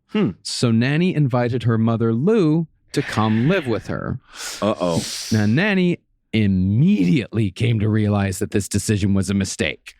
But she was well aware that the locals wouldn't look kindly upon her for abandoning her mother. So Mother Lou ended up on a prune diet before long. Prunes hit the menu, man. Wow. As soon as prunes hit the menu, everybody's going to heaven, man. That is dangerous. And Nannie got all the appropriate praise for taking care of her sick and dying mother. And of course, Mother Lou died eventually. Now, it's interesting about Nannie, because I feel like that's where any sort of psychological, armchair psychologist talk about her is that she was obsessed with what other people thought. Yes. Right. She had no inner life. Everything was inconveniences and fantasy to her so the inconveniences to her fantasies, what she believed her life was supposed to be, and this unattainable way, the thing that she was searching for that was just never going to fucking happen. But she still believed that she needed to kill and kill and kill and kill to get that life. But also at the same time, she loved the societal points of look at what I've done in this moment of grief. I take care of these people. I do this. What are you eating first? One of Nannie's pruned pies, a sausage made by that psycho in Canada who ground them all up in there, or one of Hanson's out of Alaska. What are you going to eat if they serve you all food? Well, Robert Hanson's baked goods were the least affected by anything, and I'd eat his stuff. Yeah, you definitely eat his baked. Yeah, because people ate his baked goods forever. It wasn't a part of his thing. Yeah, he was just a baker. That was his cover. Right, and he was actually very good. So I would have eaten that. Fantastic. So he won that. Technically, one. Dennis Rader was very good at installing home security systems. A little too good. Yeah. Okay. It's just a job. just a job. Fantastic. Now, after Mother Lou's death, Nannie found that she had no personal connections left. Her parents were both dead. Her siblings and her children, what remained of her children, were deathly afraid of her. And her first husband, Charlie Braggs, was nothing more than a distant memory. She didn't even know where Charlie lived. Freedom. Charlie is the luckiest man that's Nobody ever gonna lived. get you. Nannie gonna do. She must be thrilled then. Yeah, this is exactly how she wanted it. She's untethered from anyone or anything that could hold back her pursuit of a romantic life. Finally, she's free.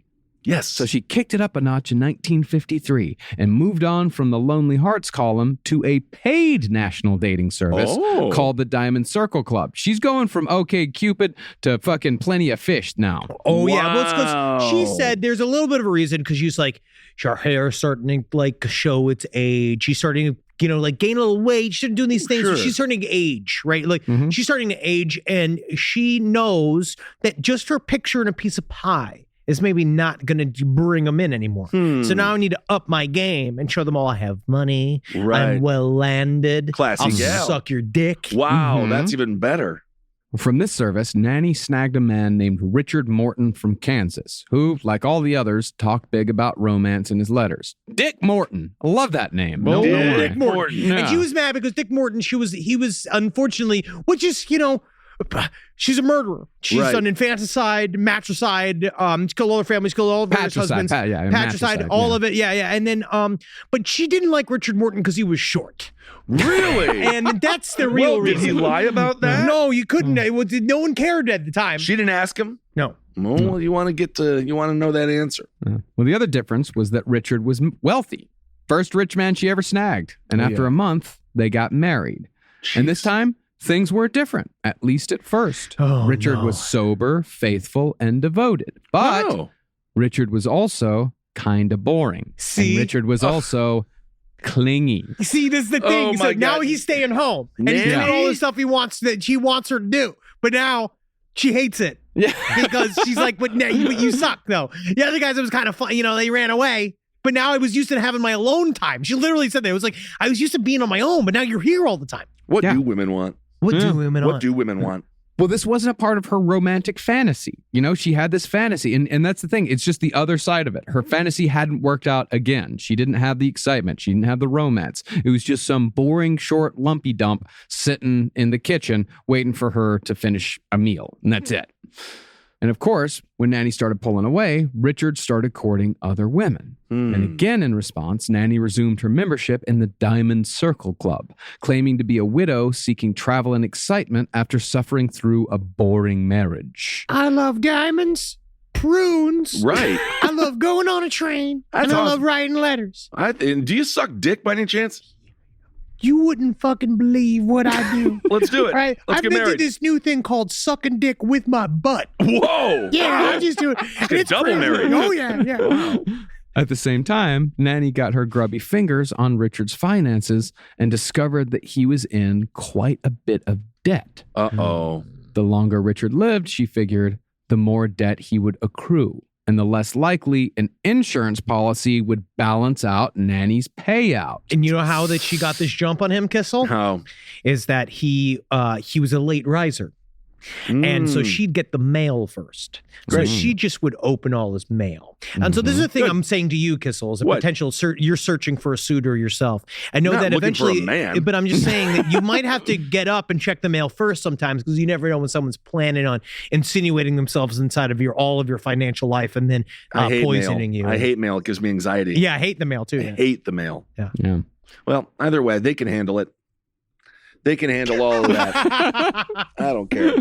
And so, after just 3 months of marriage, that's what boggles my mind is that she killed for boredom so much faster than she killed for abuse. She dealt with abuse for years, decades. And with boredom, it's 3 months. She baked stewed prunes mixed with rat poison into an apple pie.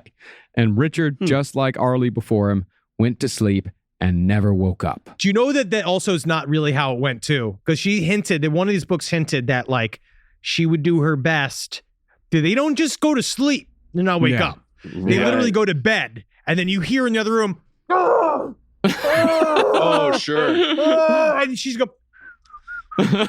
She just sits there like, like not hearing anything. Like it's not a peaceful night. It's like when I ate all those Supaku wings to win that challenge against one of our friends. Yes, it was a horrible night. Horrible night. But because Richard was on the other side of middle age, and because Nannie was in Kansas, far away from any of her other murders, no one suspected a thing. And after the life insurance payout, Nannie did indeed come out $2,000 ahead. Okay. Now, by this point, Nannie was about to enter her 50s. And after 4 failed attempts at finding her perfect romantic partner, she began to accept that maybe the romantic life just wasn't in the cards. It's just not for men. Men are just not there for it. Well, Nannie, have you thought about a lady? Damn. Yes. The thing about a lady, though, is that, get one of the top hat. Get one with them long clits. yeah, That's what I'm looking for. I want one with a real long clit. Fantastic. Yeah, the deep set of balls. Okay, great. Sounds like you're looking for a man still. But I mean, I don't know. Mm-hmm. What do you think gives Bill Gunnis the edge of recognition versus Nannie Doss? Do you think violence. It's just, the sheer violence? It's violence, and she strikes she's scarier, too. She's scarier, yeah, true. I think Nannie Doss is actually scarier than Bill Gunnis. I think so, because too. she gets in there.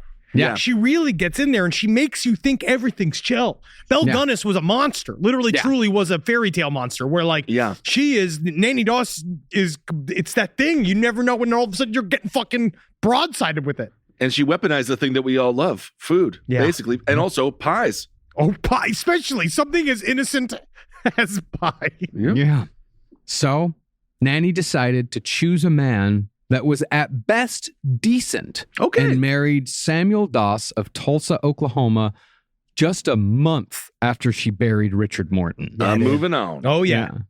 Now, Samuel was indeed a decent man in the puritanical Christian sense, in that he didn't smoke, drink, sleep around, gamble, or even curse. At 59 years old, Samuel was the classic set-in-his-ways bachelor who went to bed and ate meals at the exact same time every single day, and even had sex at appointed times that were marked on the calendar. Boring. Oh, yeah, dude. And you'd only have one. He's the type of thing where, you only use a light when you're in the room, and then you shut the light off, and you only use the light to illuminate the specific idea, the specific space that you need to be illuminated, and then you shut it right off. You can't put the fans on until it reaches a certain temperature, and she's like, so again, she wanted this routine in a way, but she didn't really want it. No, it doesn't sound like it. Yeah, it was, of course, both boring and incredibly frustrating. It was boring on a different level than the guy before, because it is the other guy is just like, yeah, whatever, get off me. This is an actual pain in the ass that she has to deal with. So, to her temporary credit, she did this time at least try to just leave instead of resorting to murder. But when Samuel started sending her letters, both shaming her for leaving and agreeing to give her more control over their finances, Nannie decided to give it another shot. When Nannie returned to Oklahoma from Alabama, though, she brought her treasure trove of romance literature, her most cherished possessions. Now, not surprisingly, Samuel saw romance literature as both frivolous and evil, artifacts of Satan that put both of them in danger of damnation for as long as they stayed in his home. If he just knew, you just let her read them. You just let her read them, man. I wish I could give these guys, you just let her do certain things. Just let her do it. Let her be herself, man. Nope. He got rid of him. My God, that's the word. He's dead. So he's dead now. So because her eyes, you can just see her face. If you look at that picture of her, you see her being like, "You threw away my magazine." Yeah, he's so fucking dead. Doesn't even know it. He not only sealed his fate, he guaranteed himself a slow death. Oh, yeah. Far more painful than any other nanny inflicted upon a husband. He just didn't know. It also must be said that Samuel's long road to death wasn't necessarily a personal decision. It was more of a happy coincidence for Nannie. Mm-hmm. See, Samuel, boring and joyless in every aspect of his life, didn't like sweets, which dashed Nannie's usual MO of using sugar to mask the taste of arsenic. No prunes possible. And he didn't drink booze either. The only superpower that she had, he had the kryptonite. He didn't drink and didn't eat sweets. What's she going to do? Well, she started stirring the smallest amount of arsenic into Samuel's nightly cup of coffee at dinner. Yeah. Okay, so coffee guy at dinner. Slowly poisoned him. That seems a little wild, though, to have coffee at dinner. Yeah, it is. Actually, it is a little wild. It's kind of out of control. It's a little. Yeah, he was like, whoa, okay, whoa, buddy, hey. And before long, Samuel had lost 15 pounds and became bedridden with horrific stomach cramps. But for the doctor's part, they were stumped, and Samuel spent 23 days in the hospital for what they thought was a mysterious gastric infection, all while Nannie showed the appropriate amount of compassion. I just wish that he'd let me coddle him with my prunes, but he won't let me do it. Right, right. See, what Nannie hadn't counted on was that Samuel, for the dull life he lived, was actually extraordinarily healthy and strong. Oh. Unlike the alcoholics she was used to murdering, whose bodies were already just hanging on by a thread. So, when Samuel was finally released from the hospital and sent home after recovering from long-term arsenic poisoning, she said, "Fuck it," and dumped enough arsenic into his coffee to kill a horse. And Samuel died moaning in pain on the very night he returned home from the hospital. This seriously just has to end. It has to just end. watching you be like this is depressing me. So this is where she actually got a little carried away and a little bit lazy, dare I say. A little bit. But that's the thing. But Nannie definitely would have gotten away with murder had she just given him all the arsenic at once in the first place, which truly makes me wonder just how many women around the world murdered their way through life before the age of mass communication. I mean, that's why we tried really hard putting misogyny into everything so we can make them police themselves from the inside out. We tried to fix this problem. 24%. Yeah. 24%. Oh, maybe. Is the number 24%. 24% of women murdered their way across the world before the age of mass communication. 24%. My mother has, I think that she has this fantasy, but she's never done it. Like she's had this idea in her head to be like, well, I could kill everyone. I feel like and then your they'd all mom, know, you know? It's kind of like with like 9/11, for example. Sure. Right? It's like, was it the government conspiracy? Did they plan it or did they allow it to happen? I'm more of the latter. So your father, she's just allowing life to kill himself. Yeah. So she's just allowing life to slowly kill my father. She's not stopping it. Is all I'm saying. Squee bono indeed. but yeah, because he's definitely worth almost $1,000 after his death. Whoa! Yep. But since Nannie's actions had introduced an element of mystery into Samuel Doss's death, the gastroenterologist who treated Samuel found the progression, regression, and sudden fatal end of Samuel Doss's illness to be, in a word, fascinating.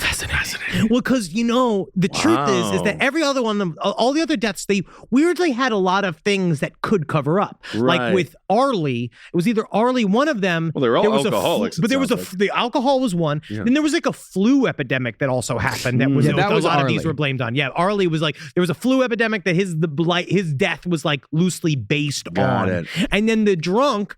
Again, they're just considered that like, well, his body just gave out. Right. He just, because that's what happened all the time, because he's working at the mill 16 hours, and then you drink yourself with rot gut to sleep every night. And that booze, I had one of those really old bottles of whiskey, Yeah, and we I'm had supposed to like it, but Tastes I like didn't medicine. I didn't like it.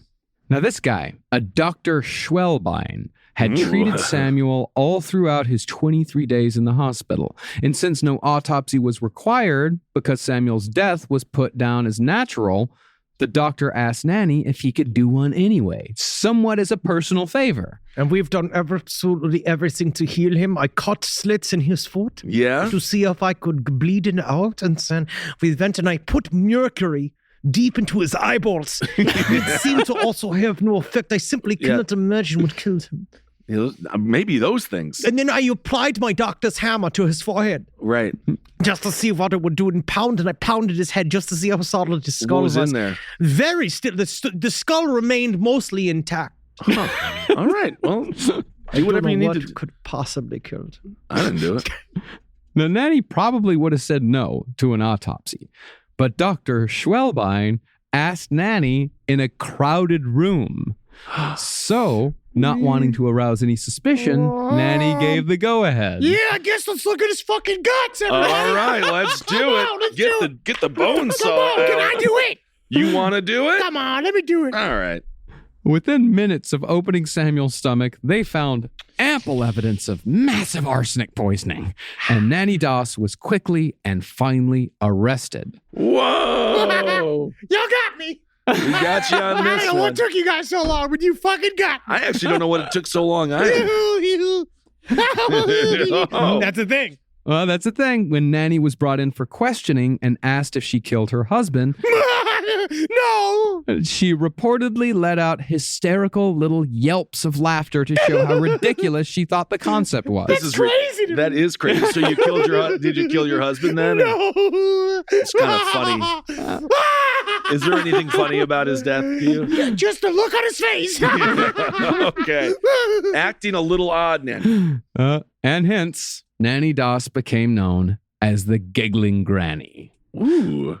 After hours of stonewalling detectives, though, a man named Ray Page stepped in and gave Nanny the hard way, easy way ultimatum. Hard way, we dig up every person who's ever died in your vicinity and test them for arsenic. And then when we find it, you hang. Easy way, you confess and spend the rest of your life in prison. Well, this is ominous. I watch a lot of police interrogation footage on YouTube. I love this shit. No, I do too. But a part of it is that, right? Because you want to develop a way out for somebody. You have to develop this thing. And this idea of this, and guess what? It's fake every time. But when they ask you, they say like, listen, help us out here. We can help you. Right. Like, we're going to help you. We're going to get you through the system. It's not true. No, of course not. They just need to get the confession because a confession is the only way they can lock it in. They can lock in a conviction. With the technology of the time, would they have been able to find the arsenic in these cold cases? Yeah, dude. It smells like almonds. You literally open it up and it just reeks of arsenic. Even in some a deceased, decaying body? Well, they did it. He had just died. They absolutely did it, given the choice. And that's the thing, is that they gave her the hard way, easy way thing. They're like, yeah, and we'll give you back your fucking True Romance magazine too. Yeah, and I fucking did it. That's awesome. That's all she technically wants. Yeah, that's all she wanted, and she chose the easy way. But she only confessed to killing the 4 husbands, even though it was pretty obvious that she'd killed many more people. The men were dug up, and they were found to be full of arsenic. But the children and the relatives were left to rest, if only because no one saw the point of digging them up too. And once police rifled through Nanny's correspondence, they found that she had already been courting yet another husband as she was in the process of killing Samuel. She had no less than a dozen men already on the hook. Yeah, dog. She would have kept going. There's no way she would have stopped. Yeah. No, why would she? But as it was, Nannie Doss died in Oklahoma State Prison in 1965 at the age of 59, having continued correspondence the whole time with a litany of lonely hearts who, for some reason, still wanted a piece of the Giggling Granny. Just want her, man. There's something fun about her. Nannie Doss. It is interesting. So she took her last husband who she killed, she kept his last name. Yes. Okay. I don't know why the last one. I think it's because the last one. I think it's just was who she stumbled on. I think it would have been anyone's last one. I think she changed. Yeah, it would have been whoever she married. I think she changed her name every time. Wow. Yes. Well, look at that. Talk about someone who is loyal. That's why get someone who takes your relationship from 0 to 100 in just a couple of weeks. Because in no way is that you can trust them. That means you can trust them. Absolutely. Them. As romance. It's not a red flag. It's romance. It's red romance. flag because a heart is red like on a Valentine. That's correct. Great point. Also, That's make not a sure red flag. if you do have a murderer in your family, send them a card every now and again. Honestly, keep them in to keep a light in Distance. touch. Like an Insta post. Every once that's in a while, it. give it a like. She's gonna be like, no, I'm still here. Right. Like Absolutely. you, loving your stuff. Don't kill me. Nannie Doss, one of the most interesting killers we've ever covered. What a story. There were some moments where you did feel a little empathy and sympathy, but then you're right. I think she would have just continued to kill a bunch of people. Oh, yeah. And it's very bad when you turn the prune on a human. I mean, I think that it's good to not trust prunes. They're disgusting. Well, no, they're good for your bowels. I like prunes. I like dried prunes. Yeah, I'm okay with them, but still. That's why you might flax. Also, give me a dehydrated prune. Delivery. I would go with delivery for dinner. Oh, yeah. Or HelloFresh. Maybe this is a good time for a HelloFresh ad. You know what you do? You know what's Something that really can't be difficult to poisoned. hide poison in? A crudo. Sushi. Great. That's Very a great difficult call. to poison it. Oh, yeah. It's just the mercury from the sushi. You will slowly die. Yeah, but that's different. You're earning that. You want that. Because it's a very expensive and slow way to die. All right. So we have a couple of announcements. Number 1, Spring Hill Jack Coffee. You love it. We love it. I love it. We've got a new bean. Wait, what is a new the bean? Mothman blend's got a new bean. It's absolutely fucking delicious. Yes. It is a little bit of a lighter roast, which I like. I think it's good for the morning time. And my understanding is the lighter roast has more caffeine. It does. It gives you a good jolt. It's going to get you powerful. So you honestly go ahead and check it out, but get some of those delicious new beans over at Spring Hill Jack Coffee with that Mothman blend. It is so very tasty. You know we fucking love it. And those of you that have had it, no, we ain't lying. That was very tasty. Love the Mothman coffee. Love the Mothman blend. Love every blend that Spring Hill Jack makes. I think the products that we are a part of are very good. They are fine. We try our best. They are fine. But honestly, we don't normally endorse anything that we haven't already, unless it's it's one of these things where we're forced to endorse. But the rest of it, we try it. Especially if we're putting our name on it, we're trying it and we're involved. Absolutely. June 10th. Ben Kissel and I are going to be at a place called the Count's Den. This is in downtown Los Angeles, I believe from 6 to 8 p.m. We're going to be there. We're going to be signing comic books. We're going to be signing Slow Plumber. There's going to be some kind of in-store New York signing as well for Marcus, but we haven't scheduled that yet. We don't know what that is yet. I'm figuring that one out. Still in recovery mode over here, yes. so I'm taking it slow. I'm going to sign your signature, Marcus. I think that would be great. And you just be him. Great. And you just sit on a bunch of ketchup packets. Then, Ryman Show. Because my rectum bleeds, yes. Your rectum bleeds. Oh, she's got a tomato butt. Come on, folks.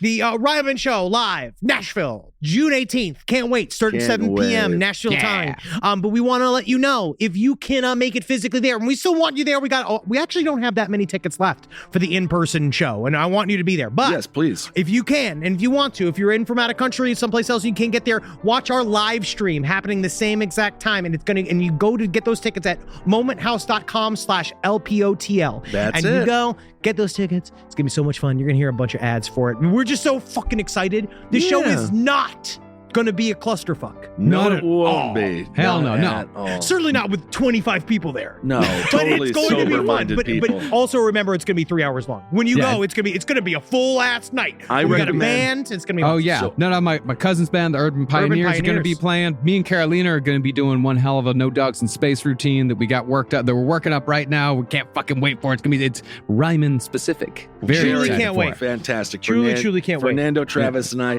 will be doing a Top Hat thing. All the shows will be there that you love.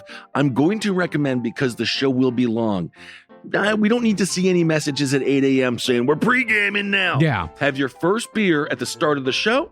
After 3 hours, you're going to have a nice little buzz. Yeah, you'll be hammered. And then we can actually go out. I always get concerned when someone sends those messages. And they're like, getting ready for tonight's show. It's like 10 a.m. Oh, I know. To be like, you're not going to make it to the show. You're going to fall asleep. You don't make it to the show. We have had people literally fall forward out of their seats because they started pre-gaming too early. Have a full night out. Exactly.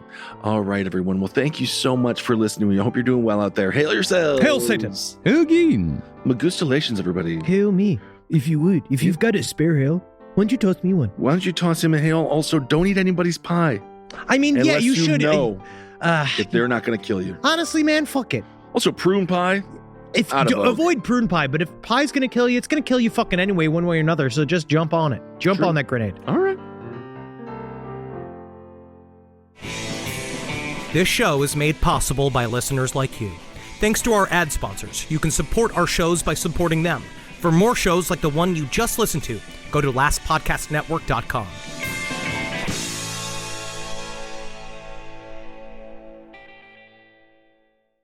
Back to school season. You've got the new backpack, the folders, the 17 highlighter colors, but there's one essential that never makes the shopping list. Their pillow.